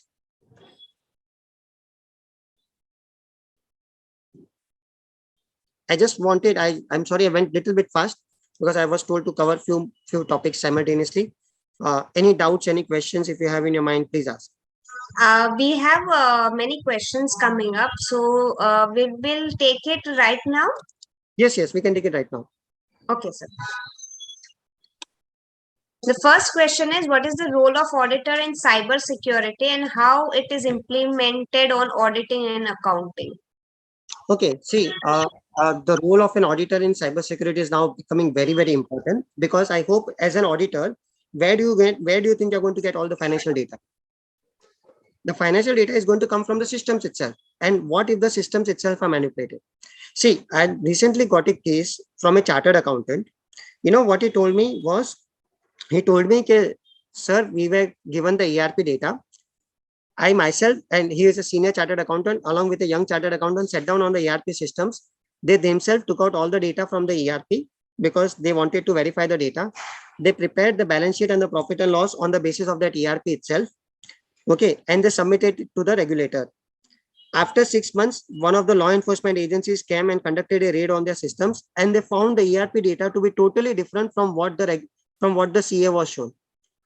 And then the law enforcement agency is now charging the CA, telling him that how you can give a balance sheet, how you can give a profit and loss, because the ERP is showing this data, whereas you are showing us a different data in this, in the publicized balance sheet and profit and loss. Why this difference? The CA itself was getting confused as to how this was happening. Later on, they conducted, they called people like us, and we were able to understand that the ERP itself was customizable. What we want to share to the chartered accountants, what we want to show it in the background, what we can, hide, what we cannot hide, like all these things. So from an auditor point of view, one thing is, because first thing, what I always say to a chartered accountants is, first thing is, We need to ensure that the data that we are going to give as a part of our financial things, we need to ensure that the data is correct. Okay, and we are getting the right data. That means the systems are not compromised. There is a PAM, there is a policy process, everything is in place, and we are getting the right data. So I think all of you, those who must have done DISA or CISA, you will be aware of CIA, confidentiality, integrity, and availability. Right? We need to take care of all the things when we are going to work on the data, because ultimately you as a CA are going to sign the balance sheets. You are going to give authentication to that data itself, right? So that is the first thing. Second thing is me as a chartered accountant, how secure my systems are. See, I'm very sorry to say this, but I repeatedly say in all the CA forums, as an auditor or as a CA, we always think that we are supposed to go and look into other security. Boss, first look into your own security. You are going to work as an auditor, and what is your layer of security? Suppose, see, it's a very common fact, like all the DSAs which are there in a CS form, all their passwords are 1, 2, 3, 4, 5, 6, 7, 8, 9. Agreed? Yes or no? A 2-day-old employee would know the password for all the DSAs, and a 2-year-old employee would also know the passwords for all the DSAs.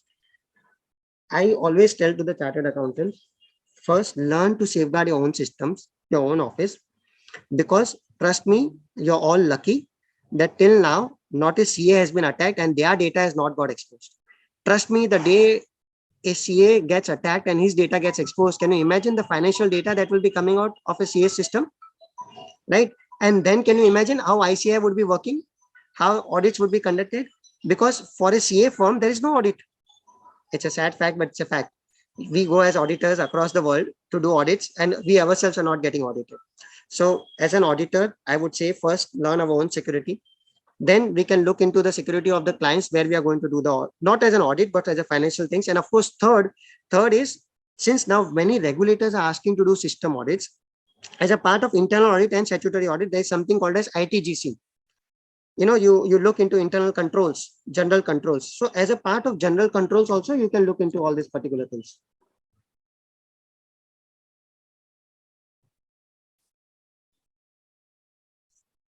Right?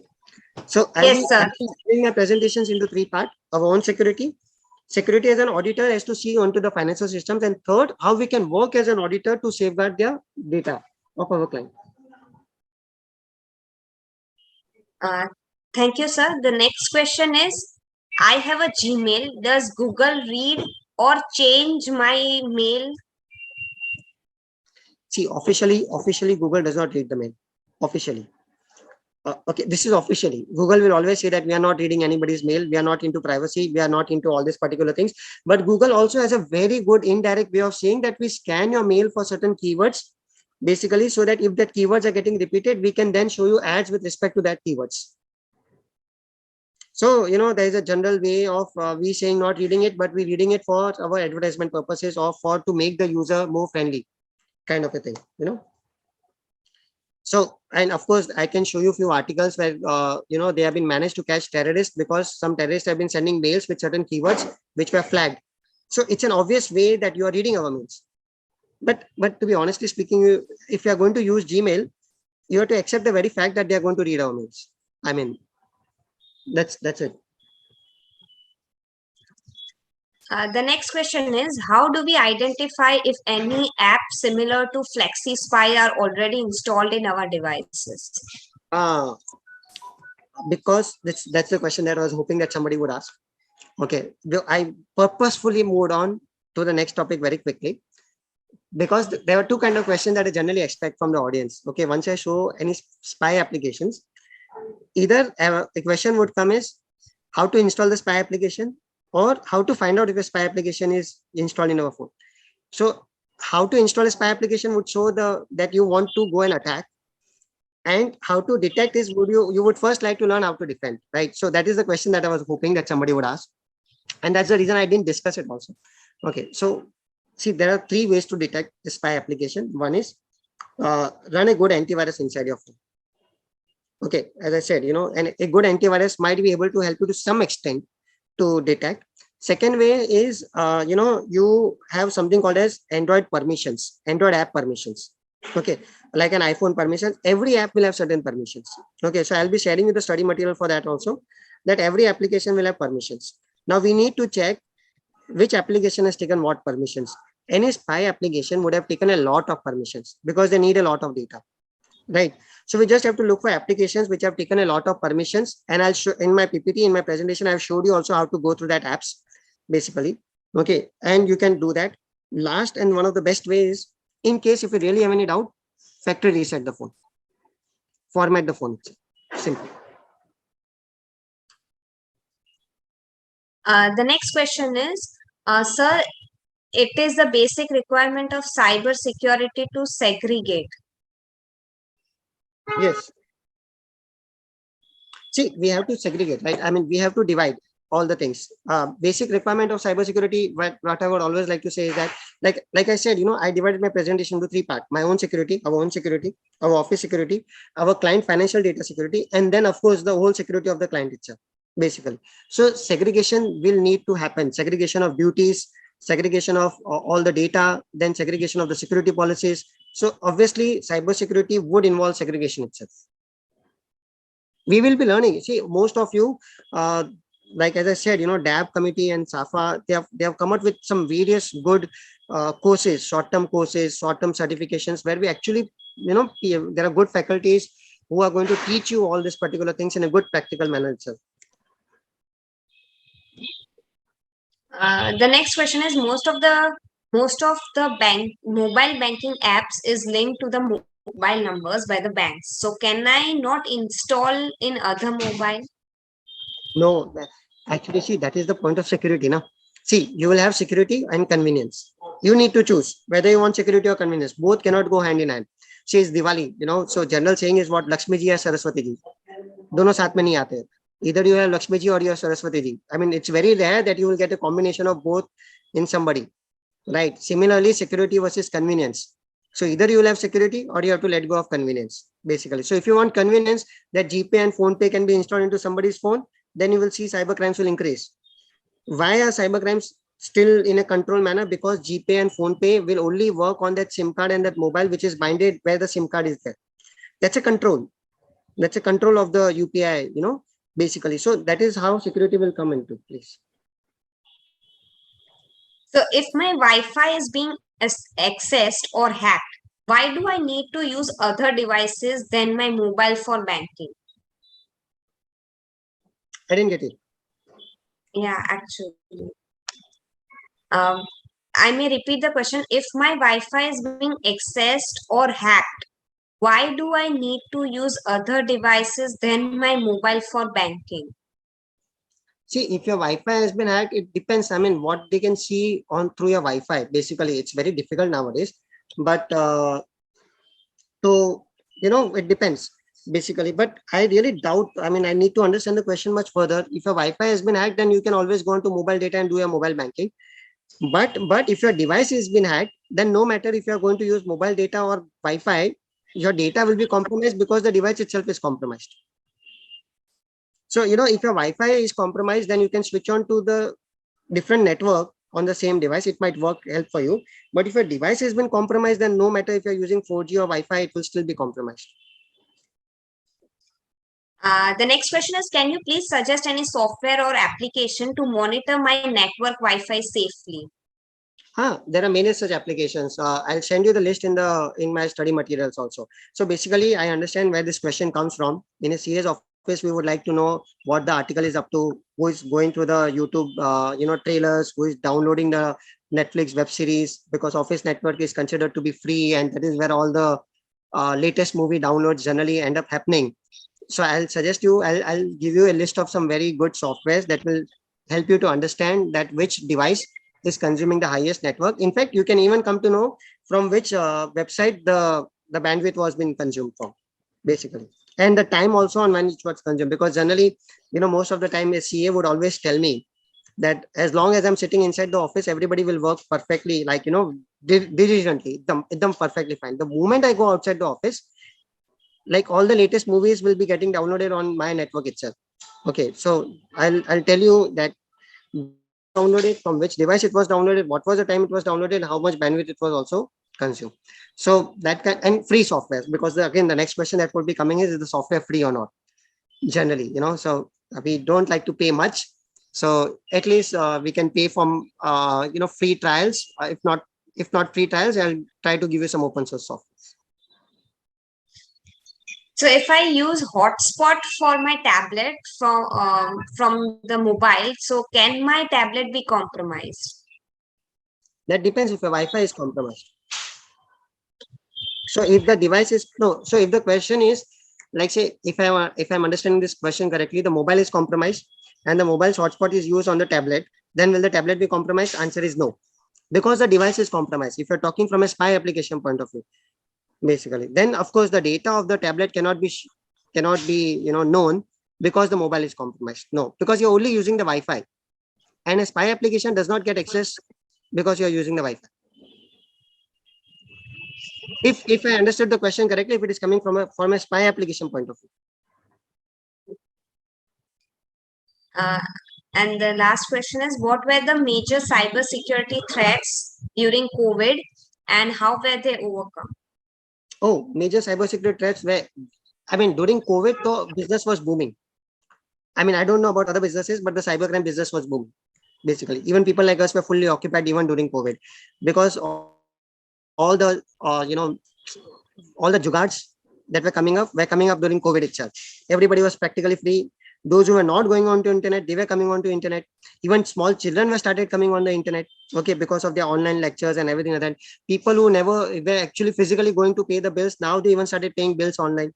So you must have seen all the variety of attacks. And I have very interesting PPT where I've given you all the jugards of the cybercrime attacks happening in India, especially during COVID.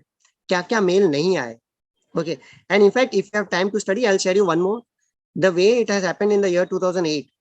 I believe some senior members, those who must have got an email ID in the year 2008, all of you must have won a lottery. All the people, if you had an email ID in the year 2008, 9 and 10, did you win a lottery, or yes or no? Hardly any participant will be there who must have not won a lottery in the year 8, 9 and 10. All the Samsung, Coca-Cola, ICC lotteries that you must have won, starting from here till the COVID point of time. Vaccine lelo, vaccine certificate, COVID, people, getting mails from all the possible organizations that you can possibly think of. I'll share that PDF basically.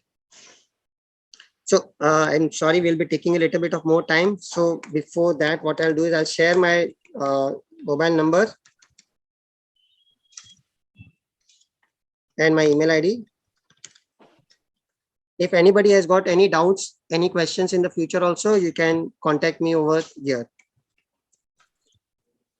Right. So thank you, DAP committee. Thank you, Charmi. And thank you all the participants for giving me this opportunity. Thank you. Thank you, everyone. Thank you, sir. With a steady spike since 2018 in the cybercrime cases, with over 6.7 lakh cases recorded so far in 2022 itself, the knowledge that you shared with us was very essential today. The practical examples. Now we will all understand how our applications are hacked, or when our Wi-Fi are hacked, how can we secure our application, to whom we can give access, to which application the access should be given. We all will take care from after learning from your session. Thank you so much. And we would like to express a deep sense of gratitude for guiding us on the topic and sparing your valuable time with us. Thank you, sir. Thank you. Thank you. So every beginning starts with the end of the previous beginning's end. So our next session is with Gaurav Batra, sir. He's a tech entrepreneur, risk advisor, and cybersecurity professional with 15 years of direct experience. He possesses strong knowledge of IT business alignment, large-scale project deployment, and organization-wide security deployments. He has been awarded as Cisco of the year 2017 to 2020, top 100 InfoSec Menstros Data Security Champion, India's top 20 InfoSec influencer, and many more speakers at InfoSec level recognition, including one from the Economic Times. So with this brief introduction, I welcome you, sir, and over to you. Thank you, Charmi. Thanks for introducing, and it was wonderful listening to you, Sachin, as always. great insights, and I think the practical topics and how the demonstrations you have done is really amazing. Thanks for, and I think you have set a great tone, and you have done half of my work already, right? So thank you.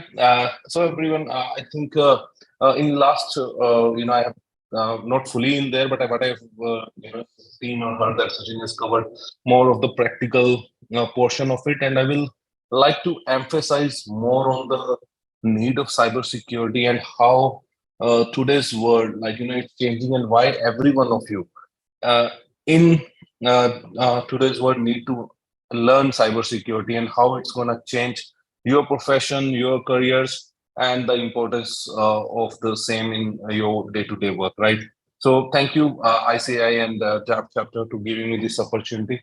I'd like to share my screen and I'll quickly set the context for this. I hope my screen is visible.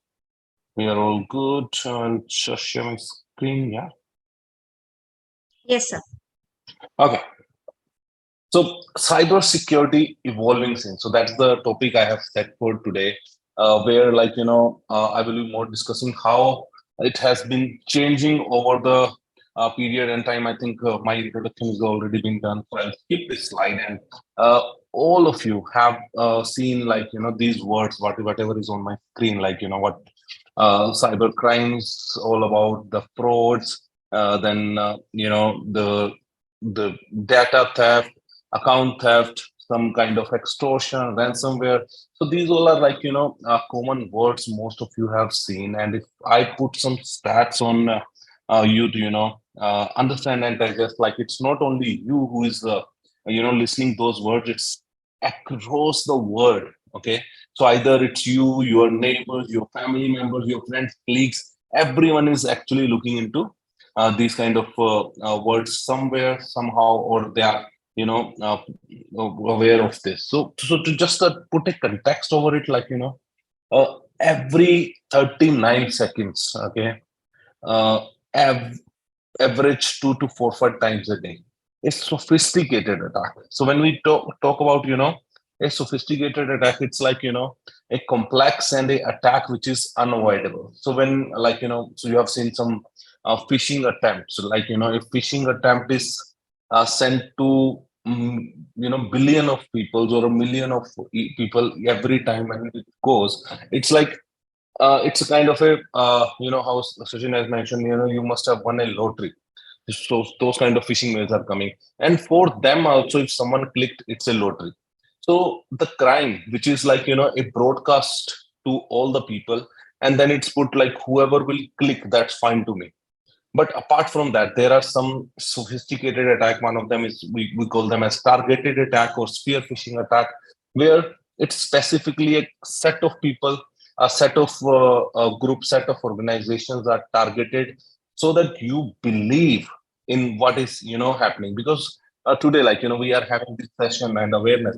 So everywhere awareness is happening. Too much people are either aware, like, okay, if someone calls me, I should not. Give the OTP, or if someone gives me send me a phishing email, I should not click the link.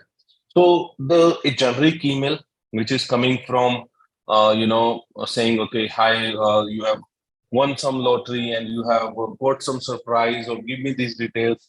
So those kind of things are very less which will work. But what will happen is, when they are sophisticated, or when we call it sophisticated, it's more matured email versions, how Sachin mentioned that in COVID times, you have got calls like, okay, have you done the vaccination? We are calling from this government department, and we are trying to get these details from you. So they make you believe that whatever they are saying is actually right, and the social engineering concepts are so well developed that you actually give away your information to them, your passwords, your OTPs, and other credit card information or financial data or whatever they are willing, because they established a trust with you, right? So that is what is called a next level of attacks, which are no more generic in nature. They will try to find details about you, okay, and how they find those details, what they are doing. I'll come on to that topic in my next few coming slides. But what they do actually, let's say that you are on LinkedIn, okay, you are on Facebook, or you are working for a particular organization which they want to hack into, okay. So they try to get all the information from different sources, okay. First from the your LinkedIn, or from your Facebook, or some sort of posts about you. They will try to see what you are doing day in, day out, and try to map or do a connect the dot exercise for you. And then they start stalking you. So there's a word called cyber stalking. So cyber stalking is basically getting more details about you from your social media or your digital footprints, and taking it further to establish a connection with you, so that whenever I try to hack you, you get fall prey for this. Let's say today, okay, uh, in previous session, so Sachin has mentioned here, he's going to send you so many PDFs, documents, and stuff, right? Okay, so I am on this call, okay, and I know if the people who are here, okay, or the attendees are there. So frankly, this is a webinar details, and we do not get, but it's a meeting, or say just some other forum where someone knows that, okay, you are attending this session, and has been committed, or this has been said in this particular meeting, and you just attempt to make a email which is saying it's coming from Sachin's email ID, maybe any fake email ID I can make, and then send to you saying, okay, as committed, here are my documents which are attached in this email. Maybe Sachin will send it tomorrow, and what I will do, I will send it immediately after this call. Most of you will easily fall prey for this, right? You will click, okay, because you have just attended the session and you are getting a message saying, okay, here are the PPTs which I have promised in the session. So that is where the sophisticated attacks comes into picture. This is an example, but it comes from different ways. This is where people are actually tracking you, where people are listening you from different applications, or different microphones which they have given to you. Okay, I'll talk to some of these aspects about how your information is getting leaked outside, right? How they are making these sophisticated attacks. So that is the important concept which I will like to know, because technically, yes, you can be tech savvy, but the first thing what we have to do is why those impacts are getting so much complex, and the people have so much information about us. So that is what we have to understand. So every 39 seconds, a sophisticated attack is happening, which is a big number. Not a if I put like a common attacks, that's quite big in the nature, right? 95% of cybersecurity breaches are caused by human errors. So out of these attacks which are happening, or whatever breaches are happening, it's just not because your organization, your companies, or don't have a full technical controls. Of course, most of the if you don't have technical controls, then that means you are not at all secure, and you should not be even talking about cybersecurity. The first aspect, of course, putting up the technical controls, but even the companies like JP Morgan, companies like sorry, Apple, Amazon, companies like Microsoft are getting attacked because of the human error. That's the one most thing. So big companies are they? So now, like you say, okay, I have a chartered accountant office, 5 people. I don't have technical controls. Okay, I may not get hacked, but Microsoft, they have all the technical controls, and why they are getting hacked, right? So it's a human error. A lot of things we will be discussing, and when we talk about breaches, okay, you will heard the stories, okay, of all the big news, or all the big companies talking about hacking, like Microsoft hacked this big ransomware happened to Capgemini or Cognizant. Then you have Apple News, or you have TCS. Now Tata Power got hacked 2 days back, right?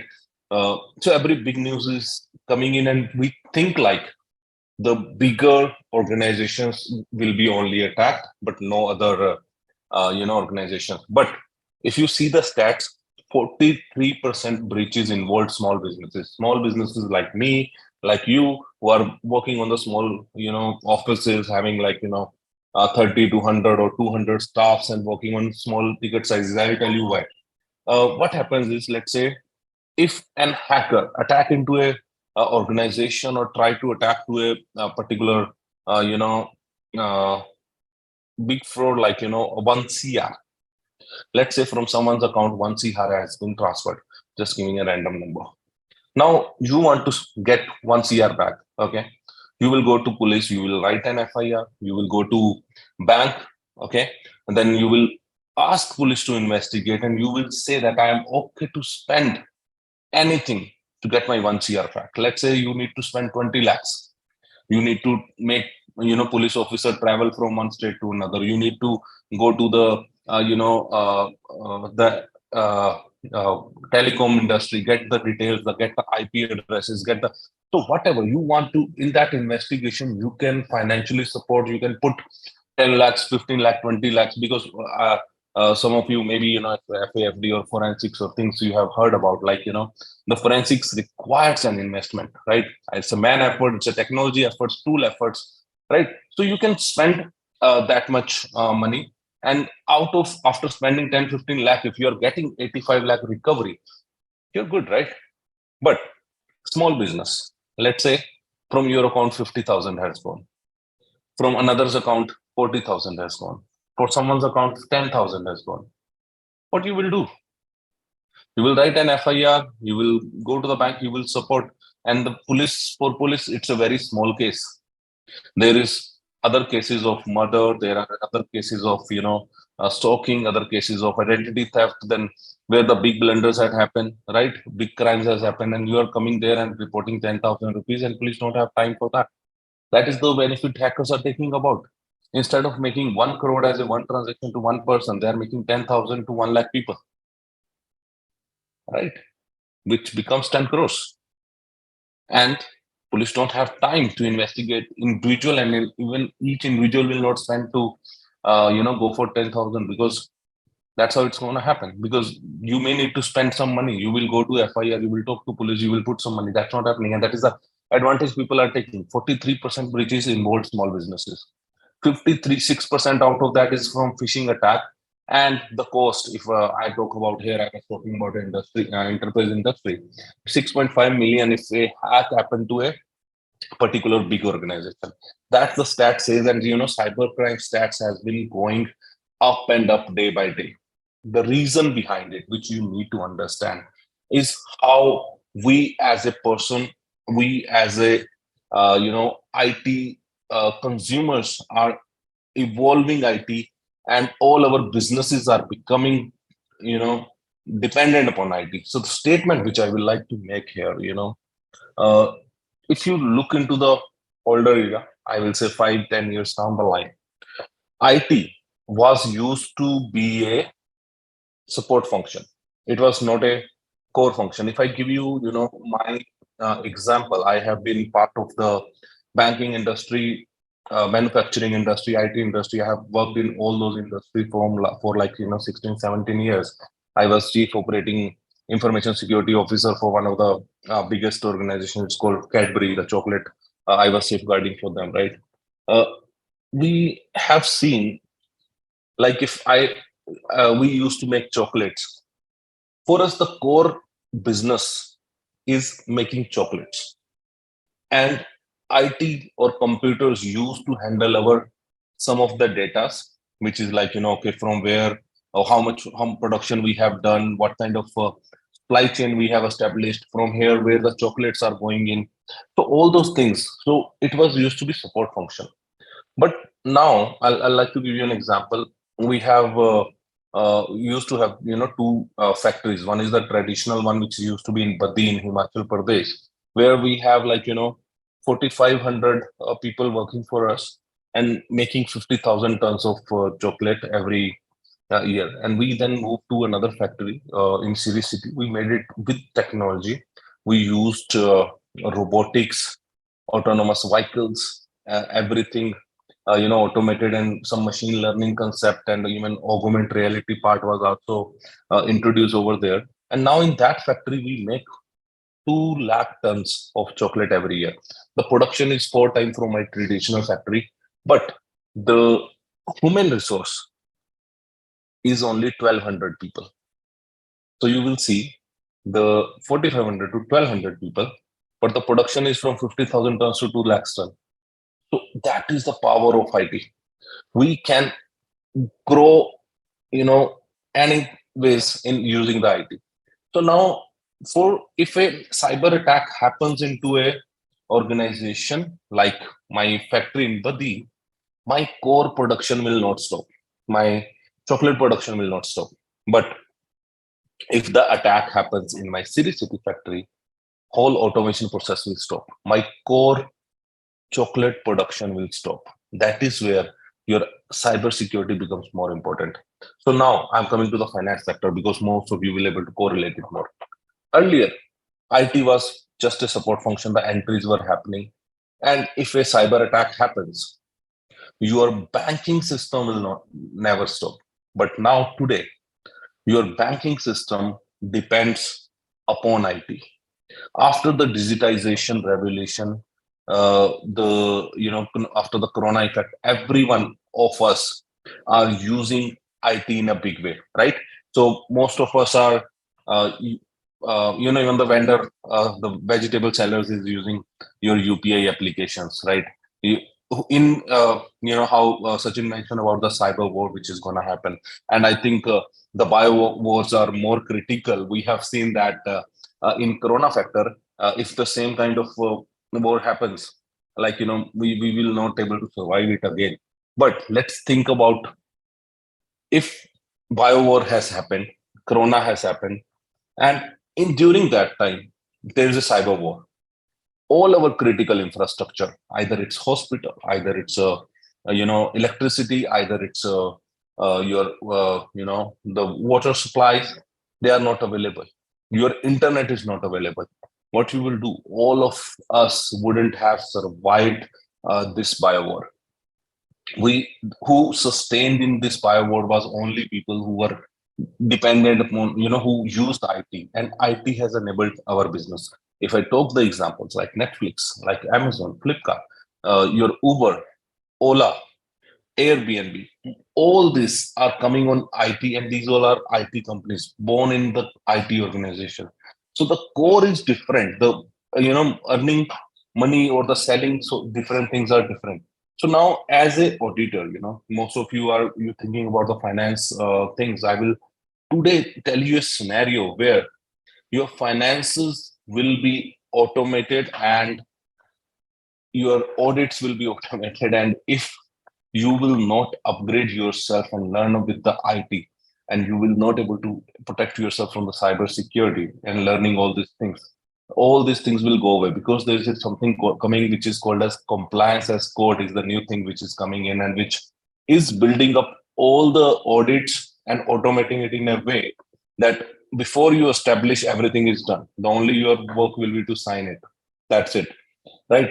So how it's that happening? Why hackers? Why the fraudsters? I'll give you a number. Today, the 3 years back, the drug trafficking, right, was the number one crime which was making money to the fraudster. Today, the number one crime which is making money to the fraudster is the cyber crime. Uh, Crores and crores of money, or I'll say even billions of dollars of money is going to the hackers, because we are in an ecosystem which is made by these emerging technologies. Emerging technologies like robotics, emerging technologies like artificial intelligence, drones, mixed reality, 3D printing, 5G is already there, Internet of Things, right? Big data, cloud computing. We are all surrounded by us. So maybe when you are looking into this thing, and you may, I don't know how many of you are able to correlate and say, "Oh, I am using all this."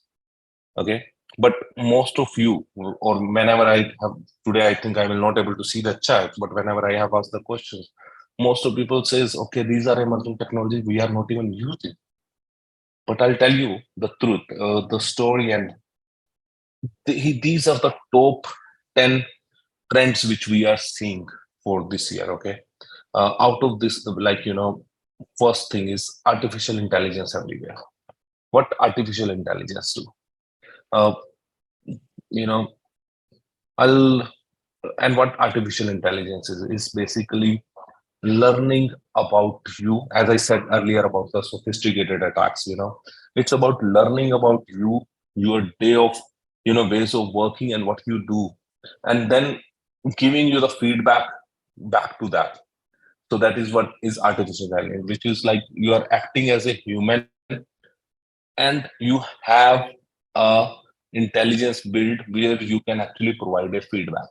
I'll give you some of the examples how artificial intelligence work. Like, you go on a YouTube, you watch 4 to 5 videos, the same kind of recommendation videos will start coming in, right? That is where how the artificial intelligence processes.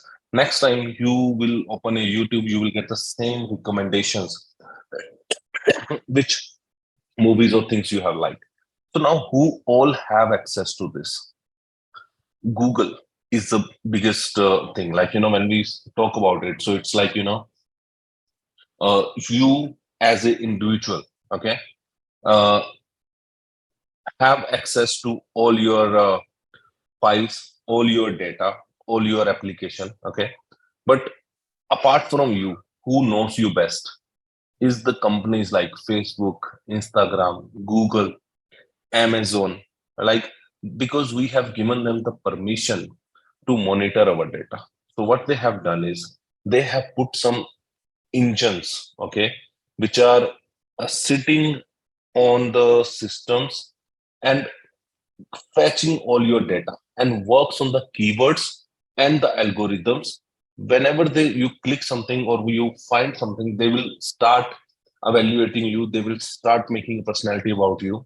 Okay, so in recent research, it was mentioned that Facebook has 5,000 data point about each of us. 5,000 means if I will like to write something about myself, what my likes are, what my dislikes are, or something like that, I will never ever able to write more than 25, 30 points, but Facebook has 5,000 data points. And how that works, I'll give you a financial case study, which has been developed in different fashion. So, like, first one, if you see back in 2015, there was a biggest fraud. The one of the biggest fraud in India which happened was with the SBI Bank, okay, and Aircel company from the telecom in Bangalore, where around people who were using Aircel SIM and having a SBI card were actually hacked, and their accounts were used to do some money frauds. So the modus operandi which was found, like, in a more Bangalore, from the different sources, the data collection was done.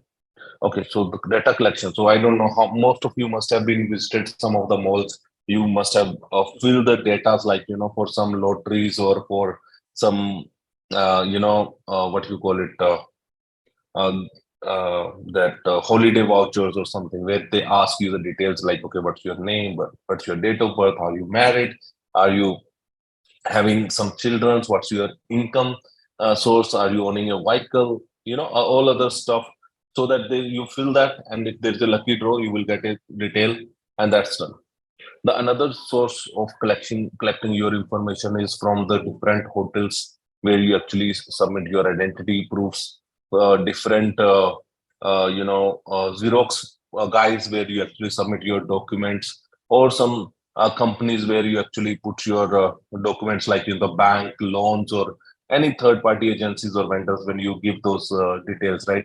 So if you that, okay, so from different sources, they collected your data, and from Aircel, they reissued.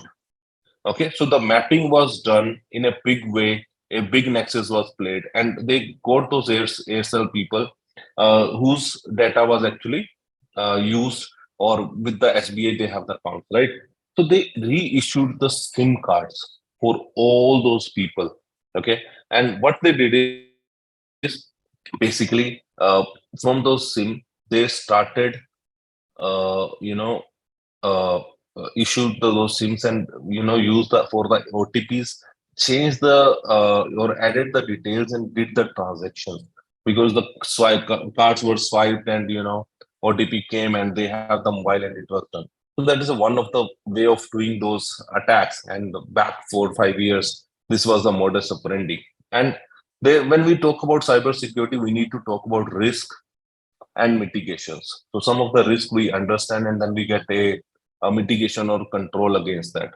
So one of this way, so in India, the TRI has come up with a regulation that after 4 years of that fraud, there was a regulation came in because they realized that everything is dependent upon the mobile data or the OTP which we comes to the mobile. That if someone reissues or got a new SIM, they will never able to send or receive a message for first 24 hours. That is the control which was put it in place, right? So that is how this fraud things or the data gathering schemes have started. So now the second scenario which came in era was social media. So what used to happen in social media was you and this is already happening. So some of you already put all your stories, all your data, all your information on the social media, right? So these people actually get all your details from your different accounts. Like if I need to get some of your questions, I'll tell you when I was with one of the bank. Okay, we got a call saying there's a girl in Chandigarh who actually got some money transferred from her account to another account. And that time there was no OTP. It was used to be login and transaction passwords. And when we find out, then we got that their passwords were changed, and password was changed using the forgot my password functionality, where some questions were asked. Sorry guys, I think bit of some questions were asked where it's like your personal information. The first question was, what is your parents wedding anniversary? And when we asked them, have you shared it with your friends, she said no one in my friends know my parents wedding anniversary. And when we went to the Facebook and we found that she has a post saying happy wedding anniversary mom and dad, and it was date we have got, and in the caption it was mentioned it's 27 years you being together. So caption, post, wedding anniversary, 27 years together. Today is that you got the date of the wedding anniversary. That is how you do the correlation, right? The second question was your native place. She belongs to Chandigarh. That. Third question was your best friend. Of course, a difficult one. But again, after scrolling some of the social media, we got a post with her dog saying my best friend Chimpu. And when we tried, that was the right password for or the answer of that question. So Chimpu, Chandigarh, and date of marriage 27 years back. And then account password was changed, money was transferred. That was the era of social media, which is like, coming in. Okay. So after that, the era of OTP came in, right? So every transaction, whatever we have to do is we are doing it through the OTPs. So what is happening today? Okay. What is happening today is basically you get your OTPs, your details in your mobile. So now, when I talk about artificial intelligence, right? If someone is getting all the data, they can actually attack or they can actually put the algorithms or keywords to get the details out of it. So now these days, what I have to do is just to make you install an application in your mobile. So now, how Sachin was showing about that spy application, right? Which can do each and everything required to hack you, like to read your messages, to read your mobile data, read your hear you the microphone, access your camera. Do you think you need a spy app for the same? No, I can make any gaming app. I can develop a application which get you a weather report daily, or give you a wallpaper daily, or few images daily. Or I can share this kind of presentation from an application in iPhone or Android. So what I have to do is, if you need to install my application, you need to give me the access of your contacts, access of your microphone, access of your camera, access of your geolocation and everything.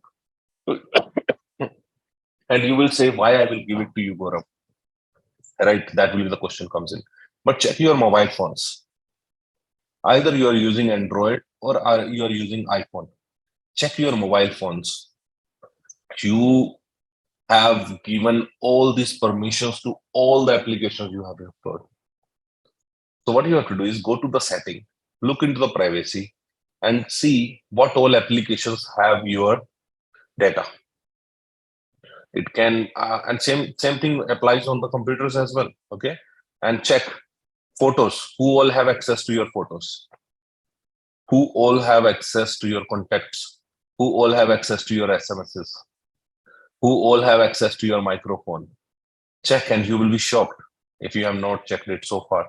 So what you have to do, you have to remove all those permissions. So because we have given all those permissions, so I'll tell you, you have given permissions to Microsoft, Google, Apple, Facebook. Somehow we realized, okay, maybe those are big companies, maybe are under government previews, or they are tracking us to sell the advertisements, right? Maybe.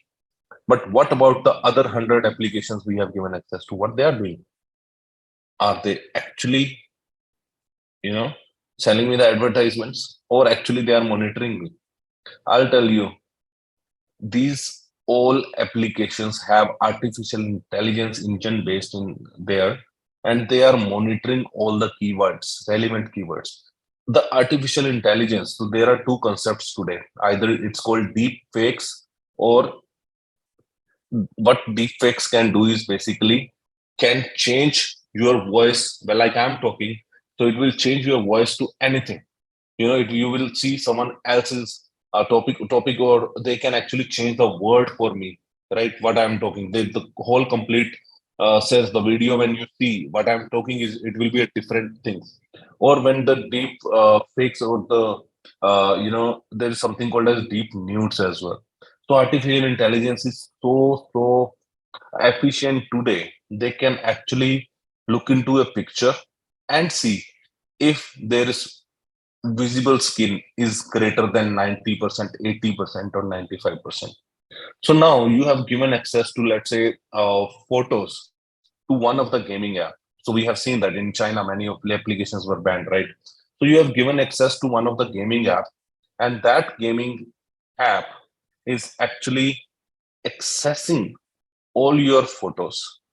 And there is an algorithm which says, whenever you find a photo which is having a skin visible more than 95%, give me an alert to the hackers, right? So now you must be thinking, if I have given access of my camera to someone, why I never got a threat? Because you may not be using those kind of photos in your mobile, or you may not be yet installed a hacker application, right? But if you are giving this permission to all the application, it's easily one day you will give to the hackers. So, but that's happening in the market too much. And so, as many of the teenagers today, they actually click on those kind of pictures and then putting it on the their mobiles, or sharing it with their buddies or something, and then they are immediately getting blackmailing emails that, okay, give me this much money. This is called cyber extortion, where they are asked to start demanding. So that is where artificial intelligence, which hackers are using, and we think artificial intelligence is meant to be safeguarded us, or have a good IT development. It's for the business. It's for Uber, Netflix, YouTube. But no, it's hackers who are using it in a big way to do the frauds. Okay, because today data is the king. So we all know that. So if you have the data, it's great. But hackers also have the data, and no one has the bandwidth to sit and analyze the data. So what they do, they put AI over there, that who is monitoring your keywords, who is monitoring your messages, and then putting it back and alert to the hackers, and giving them all your details. How you get all these calls? Why everyone has your credit card? Somewhere someone is monitoring your data all the time.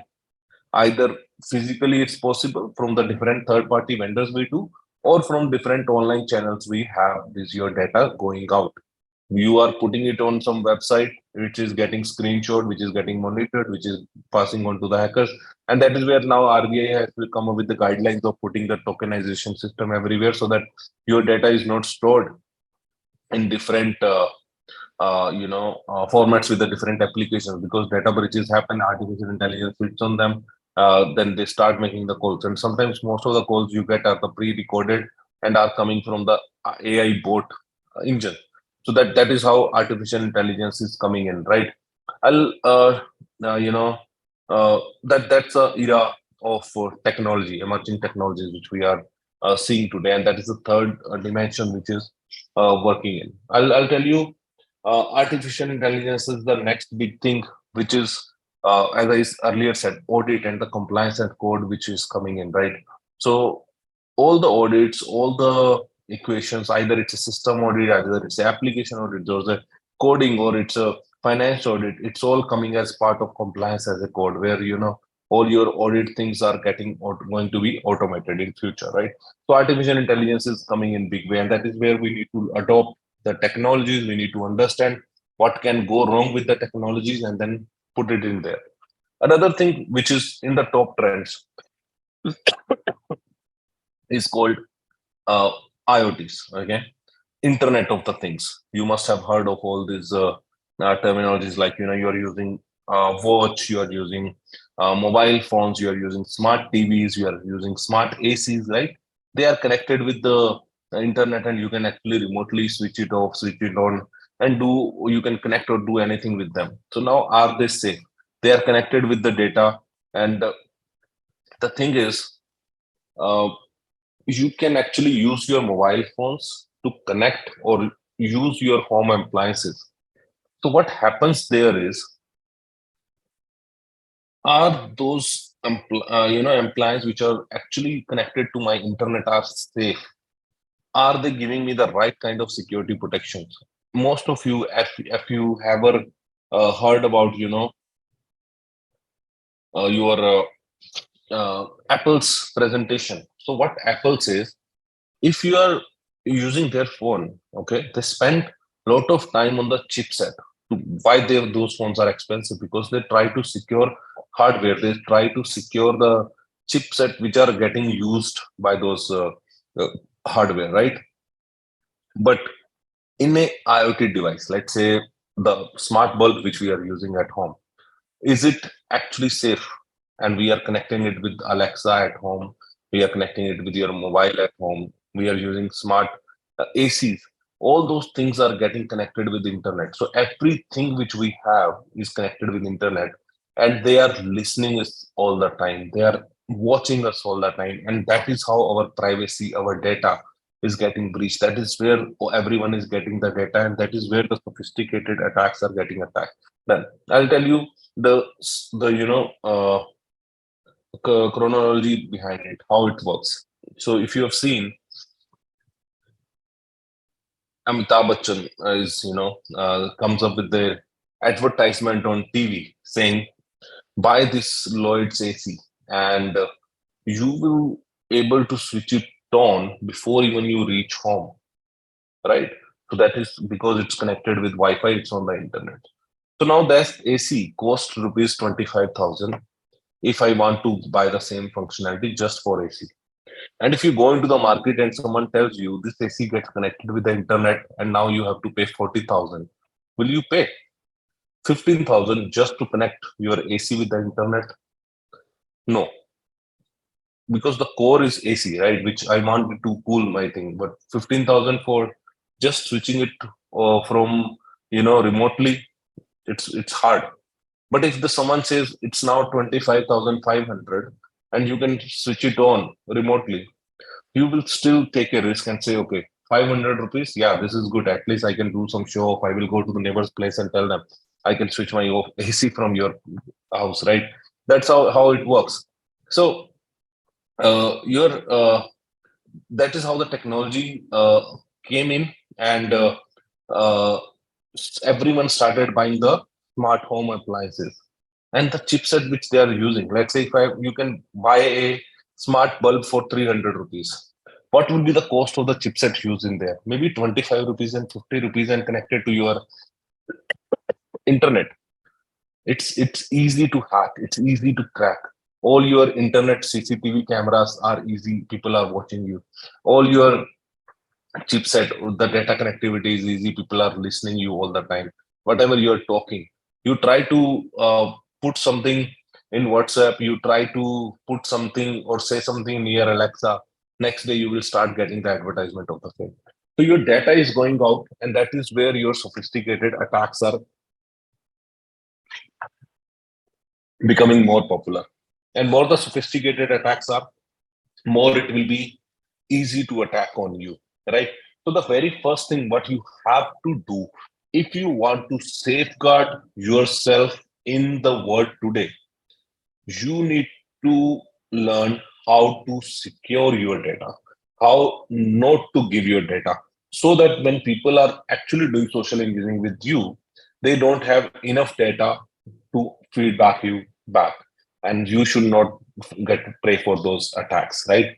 So first of all, go to the privacy in the settings and remove all the permissions of all the apps you have given if you are not using it. Like, I'm on Zoom.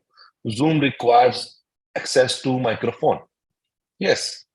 Why book my show? Why Paytm? Why Google Maps require access to my microphone? Don't give, right? So if you don't want to use those features, like Apple, hey Siri, why you want to give access to, say Apple, I don't want to use Hey Siri. I will not give you the microphone access. Don't give them. Don't let them listen to you, right? So that is what is happening. And the same way, if you see the future other trends, autonomous cars, Tesla coming in big way now in India. So Mahindra has launched adaptive car technology, adaptive cross control, where the cars will control themselves easily. Uh, if they hack, what will happen? People will leave, go out. So the IoTs are actually even you getting used. The autonomous vehicles are getting used in the factories. AI is getting used with the IoT in the hospital system. The pacemakers, the ventilators, they because they need to connect to the remote doctors are based on IoTs and AI. And if they get hacked, the cybersecurity will kill people. So same way, so today if you are a audit, you are doing the financial audits, but tomorrow the financial audits will also be same based on the technology. I will give you a scenario right now because right now you must be thinking, Gaurav, whatever you are saying is not relevant to the finance. How I'm going to do that? I'll tell you. One on number 10, it's big tech for all. So what it's gonna happen is all these technologies, okay, will come together and make an ecosystem for you, which is how the future will look like. I'll tell you, this is already happening in US, okay? In India, you will see max to max in 3 years, the ecosystem I'm going to show you, okay? So you will see, okay? Then let's have a look to the future. And I'm not saying it's future of 50 years. I'm telling you, this is the future, how it will look from 3 years from now. Okay. So there's a smart home concept which has already been established. We are already using IoTs. We are already using AI. We are using already the payment system which is getting integrated. So if you go, abroad, you will see the Amazon store. You just need to walk out in, pick some things, come out. All money is getting detected. The all everything is IoT and AI based systems, right? Uh, uh, ACs, as I said, it's already with the sensors coming in. So now even the latest fridge with the sensor, where actually they can actually see if your fridge is working fine and it's giving a feedback to back to your company which is using. And also you can actually control your fridge from the internet to reduce the temperature, increase the temperature when you are out. Let's say that if you are going for vacation for 4 days, 3 days you will switch it off, and when coming back one day back before, you can actually switch it on, so that by the time you come the fridge everything is good and cool. So that those things are already there, but now I'm talking about IoT is coming up with the artificial intelligence. Okay, So let's say that you have a fridge coming in, which has all the connectivity to the internet, and it also has an integrated artificial intelligence system, and that is already there. Okay, so fridge with artificial intelligence based intelligence systems are already there.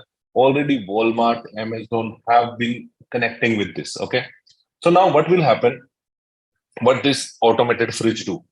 So it works on how you your eating habits are. Let's say that you are eating eggs, you have milk or something like, how you are consuming those eggs day by day. So you put those eggs in the tray. Let's say there is a shelf of 24 eggs and you are consuming 4 per day, right? And it relies, okay, so 4 one day, 2 one day, in a week you consume like 20 eggs, and when the next week starts or when it says, okay, for tomorrow there are not enough eggs, fridge will automatically place an order for you with Walmart or Amazon. That will happen. So what will happen? Your card is details are there, which are tokenized. All money will go directly to Amazon. And what Amazon will do, and Amazon will ship a product with their drone in 30 minutes to your place. Okay. So now there will be a robot at your home who will pick those eggs for you and put it in the fridge. Okay. The robot will pick. Then maybe right now in India, if 3 years now, if there is no robot to pick in, but you can, or you will able to pick it by yourself as well. Okay. And then there are robot, if not robot, your maids will be there to cook the breakfast for you. And what will happen? You will have an Alexa in your room, which will always having an alarm or giving you the details, and it's saying that, okay, your breakfast is ready and you just need to consume your breakfast, and rest everything will be taken care by technology. And this is whole of this POC means proof of concept, is already been done, right? So now uh, that is how the circle repeats. So what happens here is, you are now we were talking about technology dependencies in the corporate worlds earlier, right? My organization, how it's been automated, but how our life is going to get automated, that's happened. So now challenge for you as the auditor. My credit card details are used by all smart machines. My credit card details are getting used by a different kind of machines, like this fridge, this AC, this system, my mobile, and there's a transaction has happened. You will get to know in your report, okay, there's a fraud transaction or there's a right transaction, but who will tell if this was done by a person or a technology, right? Big question. So now if this system is getting hacked and uh, on a Walmart order worth 10 lakh is placed, who will be responsible for the same? Who will do the audit and find out the culprit? So that is where ICAI has already coming up with the program like a system auditor, then DISA, then FAFT, because you need to understand forensics. You need to understand how to do the investigations. You need to understand how to work on the technology to get all the details and understand the lean technology over there, like how network works, what IP looks like, how to find out an IP, and how to do the investigation if someone hackers in my application trying to put something and this was hacked. And you will see all these ecosystem, and you will see all the transactions are getting done by automated systems which we have in place, and the transactions are already happening. So we have already seen the subscription based models, which are transactions are getting done. So all this AI, all these devices are going to do the transaction on our behalf, which is making our system complex. Okay, so that is the one scenario from the technology perspective. So another aspect of cybersecurity or the auditing perspective requires is how technology influence our mind. Because I was talking about artificial intelligence, right?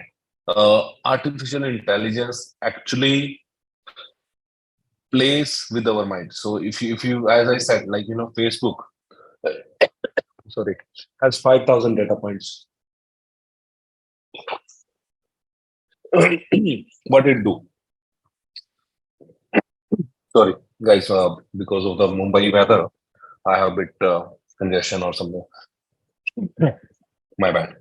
Okay, so 5,000 data points. So they can actually make a lot of things about you, and then they put all those things together and uh, create a case study, like, what they need to sell you, right? So people pay Facebook that, okay, I want to sell this, and they run those ads to the prospects, right? Who are the prospects? We are the prospects, and this is then becoming from the artificial intelligence. So with artificial intelligence, companies are actually putting or hitting on our mind. So let's say I'll give you an example where we have established a artificial intelligence. As I said, I worked with Cadbury earlier, and we are one of the biggest marketers. So in one of our store in Birmingham, that's Cadbury World, we have put two things together. One is called artificial intelligence and IoT. So what happens is you walk into the store, the IoT, have the sensors which are just putting or monitoring your face and body language, right? If you are looking into one of my product and you look there for 1 second, then you walk to the another product, you look there for 1 second, you walk into the third product, you look into the 1 second, the fourth product you stare for 3 seconds, and we find that you are into a suspicious thing and you are looking forward or may have chance to buy this. Immediately everywhere the that product's advertisement will start playing to play on your mind to take a decision to pick that particular item. That is how artificial intelligence the industry is putting in a way to sell you the things. Now, till selling the things, it's fine. Even now, artificial intelligence is the research is coming in, which actually not apart from your mind works on your other senses, like smell. So how your brain consumes the smell, so that you will not able to resist it, and you will buy a coffee or a machine. Like you are walking on a street, and the coffee shop has put a artificial intelligence based aroma, which is like in this weather at this time of the day, this smell, people will not able to resist and they will walk in to buy a cup of coffee. That's how it's gonna work. Maybe 80, for 80% people, for 90% people, I think. Uh, Guys, I just need to take a break for I think 1 second. I'm not able to.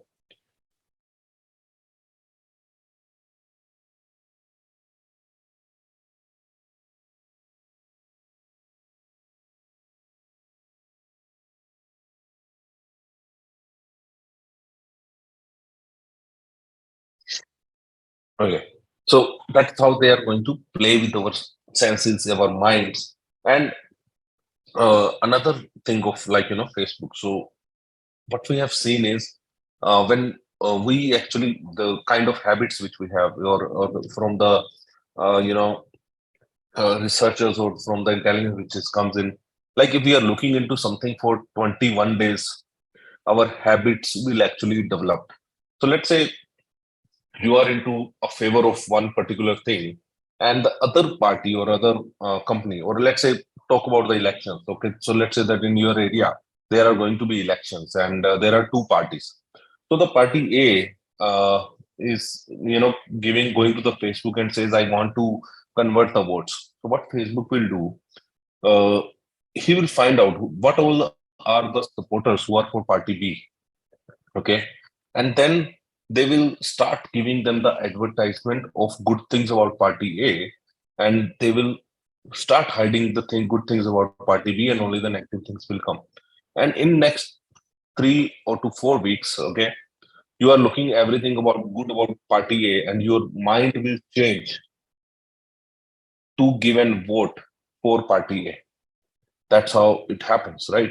That is how the artificial intelligence is going to do with our mind. So that impact we have seen on finances. People are spending anything based on those advertisements, based on the pressure of social media, and then the crimes or the hacks which are coming in, or if someone has spent the money or someone has done what the next psychology or the level which is coming, or the next audits which are coming are how technology make that person do those frauds. Okay, so one of the angle. Another angle of getting or doing those frauds comes again from cybersecurity. Okay, I'll tell you games when we are talking about it. Okay, cyber extortion, it becomes a big thing. So what cyber extortion does? Okay, so cyber extortion is an online crime in which hacker hold your data, website, computer system, or other sensitive information hostage unless you meet their demands for payment. So now you will see some of the fraud payments, some of the fraud transaction which is coming in. You will do the audit and you will say, okay, yes, these are the wrong transactions, or these are the frauds which has happened. But now those fraud transactions are going to have must factors to analyze the reasoning behind it with the family members or with the kids. These are the things which are happening. I'll tell you in cybersecurity what's happening is I'll give you a scenario of a 16-year-old girl being in Mumbai in Bandra school. Okay, she used to play games online, talk to some strangers, getting some details and data. And one day, in one of the game chats, she found out someone says, if you're playing these games and if you want to go to the next level, I have some cheat codes. She was more than happy to get those cheat codes to go to the next level. And when she reached there, those she that guy or that person actually sends the data to her, and what was done basically that when she installed the cheat codes, she actually crossed the level to the next in the game. But that cheat code also installed some keyloggers and Trojan horse into the system.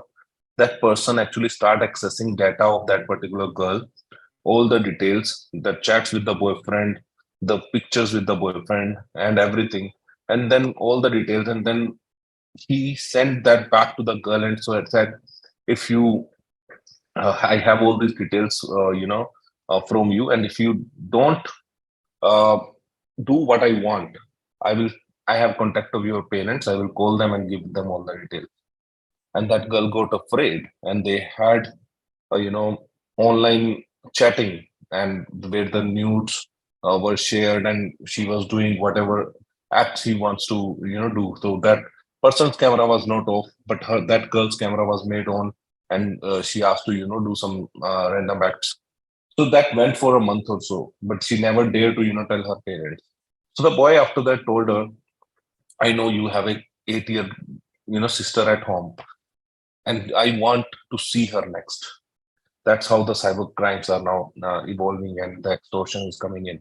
And that is where she actually took the courage to tell her parents that this is happening, and their parents invited one of the cyber crime investigator, Ritesh Patia, who's part of our team and advisor to us, and uh, he got solved that particular case. So he backtrapped that particular guy from the emails he was using VPN and all those securities things, but we managed to backtrap her around 4 months it took, and we find out it was a 18-year boy in Bangalore doing all this stuff.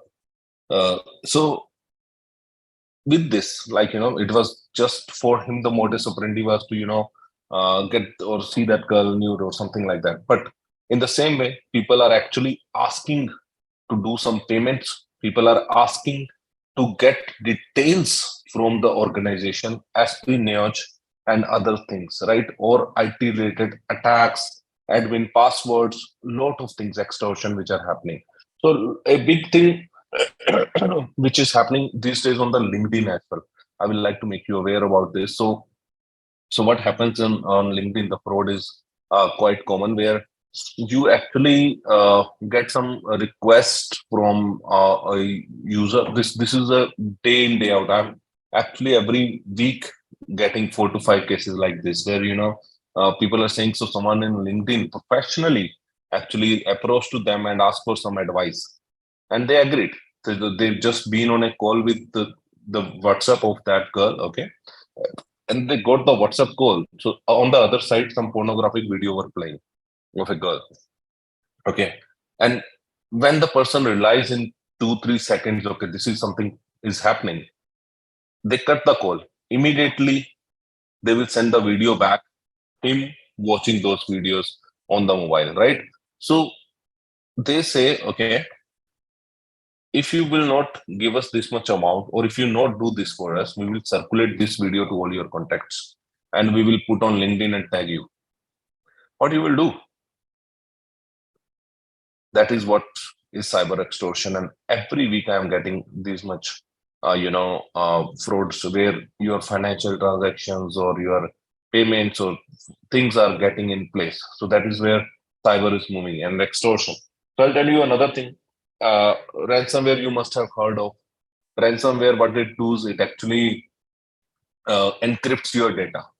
So now these days, ransomwares are losing their charm because once the ransomware happens, you know your data has already gone. Okay, but instead of that, now when we are talking about cyber extortion is in a way will not encrypt your data. You have your data, they have access to your data, and what they are doing is they are putting an artificial intelligence on this so that whenever they find something which is crazy to extort to you, then only they will get back to you, right? So that's why some of you must think that I never got a ransomware. Maybe you are, they are waiting for the right kind of information to attack you back. That is how. So this is one of the amazing case where Pinolog's cable was actually called back by an hacker saying we have access to all your data mentioned on this screen. So they said, no, we have our data. We don't believe that you have our data. We will not pay you any money. They said, okay, we are going to leak it online. And the Finolex cable didn't take any action. So what happened? They released 10% of their data on the internet. Then they realized, oh, actually they have the data, and rest of the data was stopped and money was paid. So that's how it happens, right? Another thing, you will so some of the things like in ransomware cases or whenever the ransomware attacks happens, it actually restricts your data or access from there. So what you have to do is make sure in this case of extortions, in this case of things, or if you want to safeguard your from the ransomware, first thing you safeguard of your data. You ensure you know no one you are not giving your permissions of microphone, your application, as I said in the first stage. The second thing is make sure your systems are always up to date. You have a good antivirus. Most of us are using or doing all our things from the mobile. We are spending like good amount of money, like 50,000, 60,000 people are buying iPhone of 1.5 lakhs. And then on a computer you have the antivirus, but when you have where you have all the personal details and where you spend most of your time, you don't have an antivirus on the mobile. I bet most of you must be having an antivirus on computer, but on your mobile maybe 5 to 10% of you must be having it. That's how it's been done, right? So ransomware comes, or how you can protect yourself from the extortion for your data is always take backup of your data. There's no other channel to that. Don't open suspicious emails. Don't fall prey to the phishing attacks, and always scan a regular full device scan. So you have to keep your antivirus updated, like to detect the mitigate latest cyber threat. You make sure even you're scanning, so your device's antivirus is original. You are not using a pirated software. You are not allowing your data go out, and you are taking your full precautions. Is what is the must to have, right? Another attack or another things which we have seen is something where we call as your accounts are getting compromised. Uh, your Someone has got access to your emails, someone has got access to your LinkedIn, someone got access to your Instagram. This is what is happening these days. In the cybersecurity world are the biggest attacks.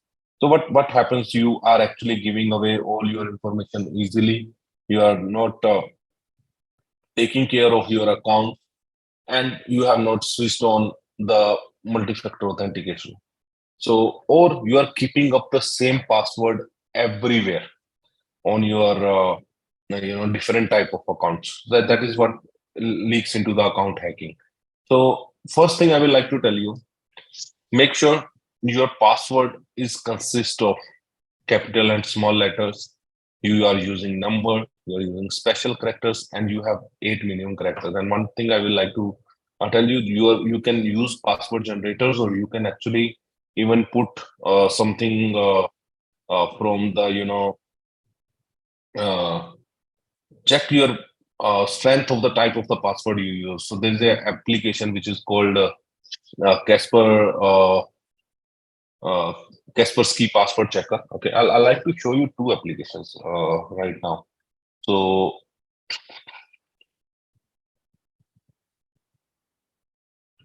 give me a second.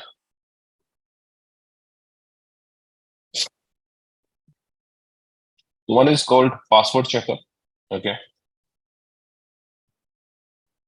Kaspersky website. Okay, so let's say that you have a password, something like hello@123. This is the password I'm using. Okay, I'm showing the password. So it says a password change is long overdue because this is a frequent use password.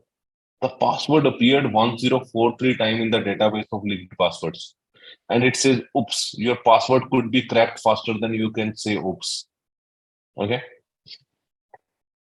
If I use password like G capital, Goro, @ star or some things, okay, random, trying to change password. So though I have a big password, the password is easily crackable. Frequently used password, this password can be cracked faster than the time it takes to get back to a short walk. Because name is used, it's common. These things are still, it's a big password, but it's like that. But if I put something random, let's say you are using Hindi or Punjabi or Marathi or South, Kannada, whatever language you have the slangs over there. Let's say the most any famous song you want to put, or like you want to remember your password in a way so that you don't forget them. Put it something like any of your favorite song, like if I say uh, Dilwale Dulhaniya Le Jayenge, most of you must have heard of, like D capital. I'll replace I with wherever I comes, I will replace it with the exclamatory sign, and wherever A comes, I will replace it with the @. So Dilwale Dulhaniya Le Jayenge. So wherever A comes, it's @ and easily rememberable password. Nice password. Password lacks is hack resistant, and your password is like 10,000 plus centuries. No one will able to break it using the brute force attacks. And is it difficult to remember? Not at all, because it's your favorite movie. But don't tell anyone what's your favorite movie, and you can actually replace some of the characters which you want to replace with the special characters. That's it, and you're done. Okay. Another website which I wanted to have a look is called have I been pwned? So when I was talking about data, you store your data to the different applications, you share it with different applications. So like in the morning when Sachin was showing you, any third party application you have given the Google access or something. So how to check which all application actually leaked your data, right? So have I been pwned? So I will just put my email here, gauvbatra@gmail.com. Okay. And when I do this, okay, it says, oh no, this is ID spawn. Where? Big Debt Basket attack, which happened in October 2020. They have leaked my date of birth. Oh my God. Crap. It's gone everywhere. Email address, IP address, names, password, phone number, physical address. So everything is gone because I did a stupid thing. I ordered some vegetables from Big Basket. Canva, everything gone. City, everything gone. Domino's, all my address, phone number, physical address, purchases, everything gone. I don't know how many of you know Domino's data was so big, uh, launched, so everyone has access to the data, which is then what you have to do is put the phone number and you get all the address that how many addresses that person was sending the pizzas and how much money they have spent. And there are some divorce cases after this fraud which has happened. Okay, this is something. So you see, having a same password can actually put you in trouble. So your password is getting leaked from LinkedIn, your password is getting linked from Paytm, your password is getting from Royal Enfield website. And let's say the password which was leaked from Big Basket is my bank password. Everyone will be trying to hack me, right? I have stored my credit card numbers, or I have booked my flights from Air India. Everywhere my data is leaked. And if I'm using the same password, same OTP, same PIN numbers, everywhere, nothing is saved, right? So you need to have a strong password practices with,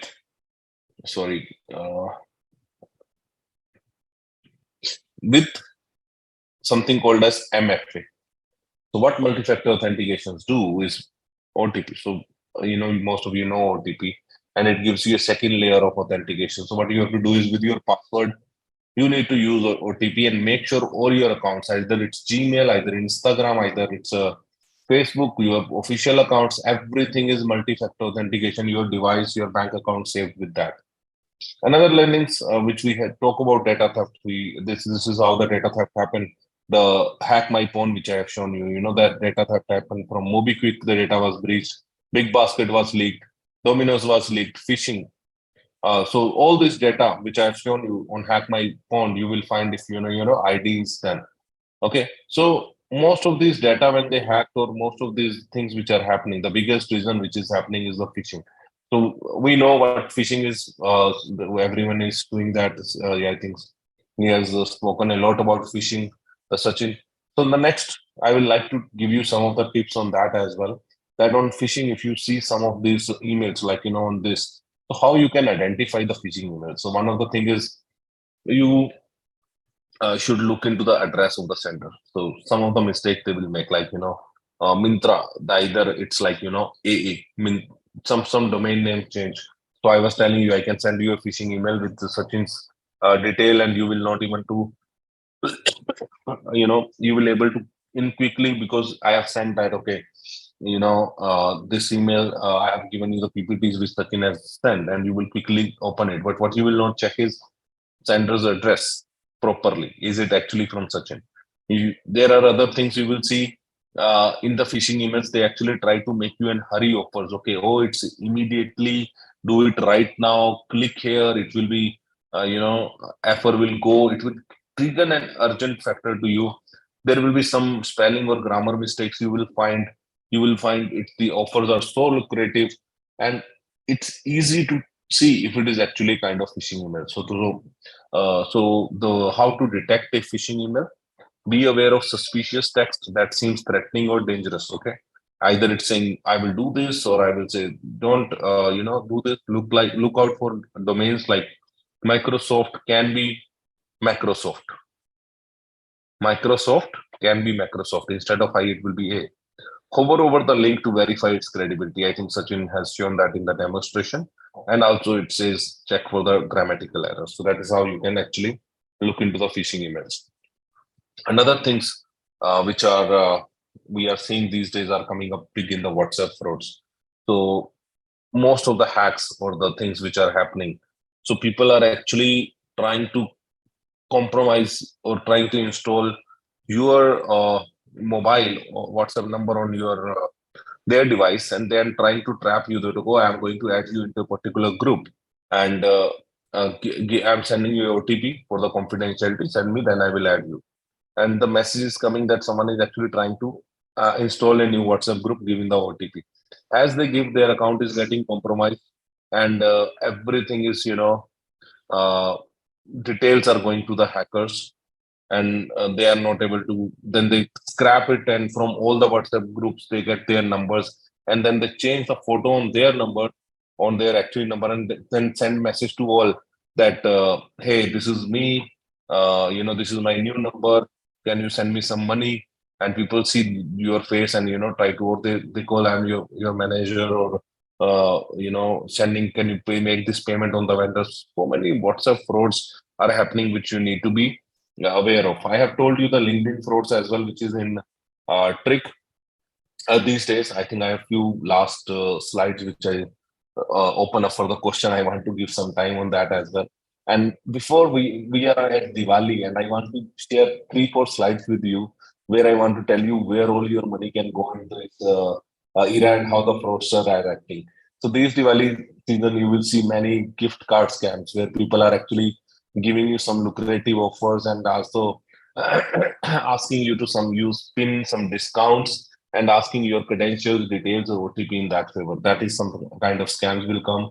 You will see these days fake charities in this festive season where people are putting up on the sites and creating the fake websites and asking you to put money to donate or get, meal to a student, orphanage or something, and asking you to do the money. And frankly, today, if you don't no, if you're not doing it physically, don't do it online because people will actually trap you. Another things comes as a lucrative offer. You are scrolling on Instagram, a website will comes up and says, okay, 90% off on a Rolex watch, on a MK bag or Gucci bag or something, and they are 1 lakh, 2 lakh products coming to you 5,000, 6,000 rupees. And what will happen? They never come back. You buy it from a website, and after 15 days when you try to call the support function, that is not working. Websites are not available, or even to show you a dispatch code or something, they will send you something which is actually a duplicate or things like that. And once you actually call back to the support, that numbers are not available because in a month's time they have switched to the new website, right? So that is the modus operandi. That the lifetime of those websites are very small, and this is highly active during this festive season because of Diwali and the Christmas which is coming in. These are the active states, and you will see advertisements coming everywhere with 90-100% off, and you will never receive a product. Fake delivery notifications because people are sending you gifts, right? Like I just received a gift today morning, and I was not even aware. So people says, okay, you have got this delivery and this is your OTP. And they call you, you give the OTP, your money is gone. That's how it's coming because the message comes from the delivery, but OTP, the next message comes from your bank. And you sometimes not able to correlate. You didn't read the next message and you have just shared the OTP. Because in the morning they're saying, okay, this is the, thing which is coming to you, and this is a gift which is coming to you, and our person will call you for the OTP. You said, okay, you expect that someone will call you and there's the OTP coming in, and when the person calls, the OTP comes from your bank. So fake notification, or they say, okay, this is the gift coming to you. Click here to track your delivery. And once you click, or they say that you don't have an account with us, create one or sign up. When you sign up, they ask you to sign up with Google or some other DCs and take away all your details. And they ask you to sign into a Google page, but that is not an authentic Google page. That is created by those hackers, which is look like Google page. You give your username, password, you never get a delivery notification, but they got your Facebook or Google or Amazon passwords, or sign up with Apple, whatever things you're using, they are getting your passwords over there. So that's a lot on the cyber security. So I try to cover basics from how festive season, how the hacker, the social engineering is happening, and also how the evolving scene of cybersecurity with the IT ecosystem, which is going to happen. So that's me, Gaurav Batra, talking about a lot of cybersecurity scene. So I will open it for Q&A, and if any questions you have. Yeah, over to you. Thank you so much, sir. We do not have any questions right now. Okay. So we can wait for 5, or we can just wind up the session. So we'll just wait for 2-3 minutes more if anyone wants any query.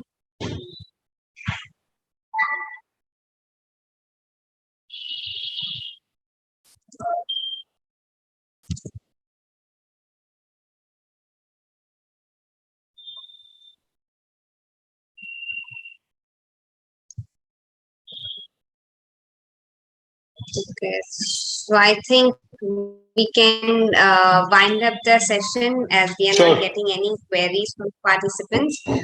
I think I was So quite clear with my directions. yes, there are only two I get it. options. Yeah. So everyone has Okay. understood very crystal clear. They do not have any queries from that side.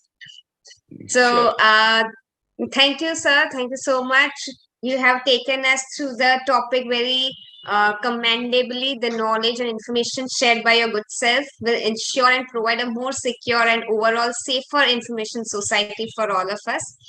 And security is a spectrum, and only you can determine your risk profile. So, how best to address those concerns? It's all on you. So, thank you once again. And we are very fortunate enough to be backed up by a team which have a very motivated and dedicated team to make this event a rocking success.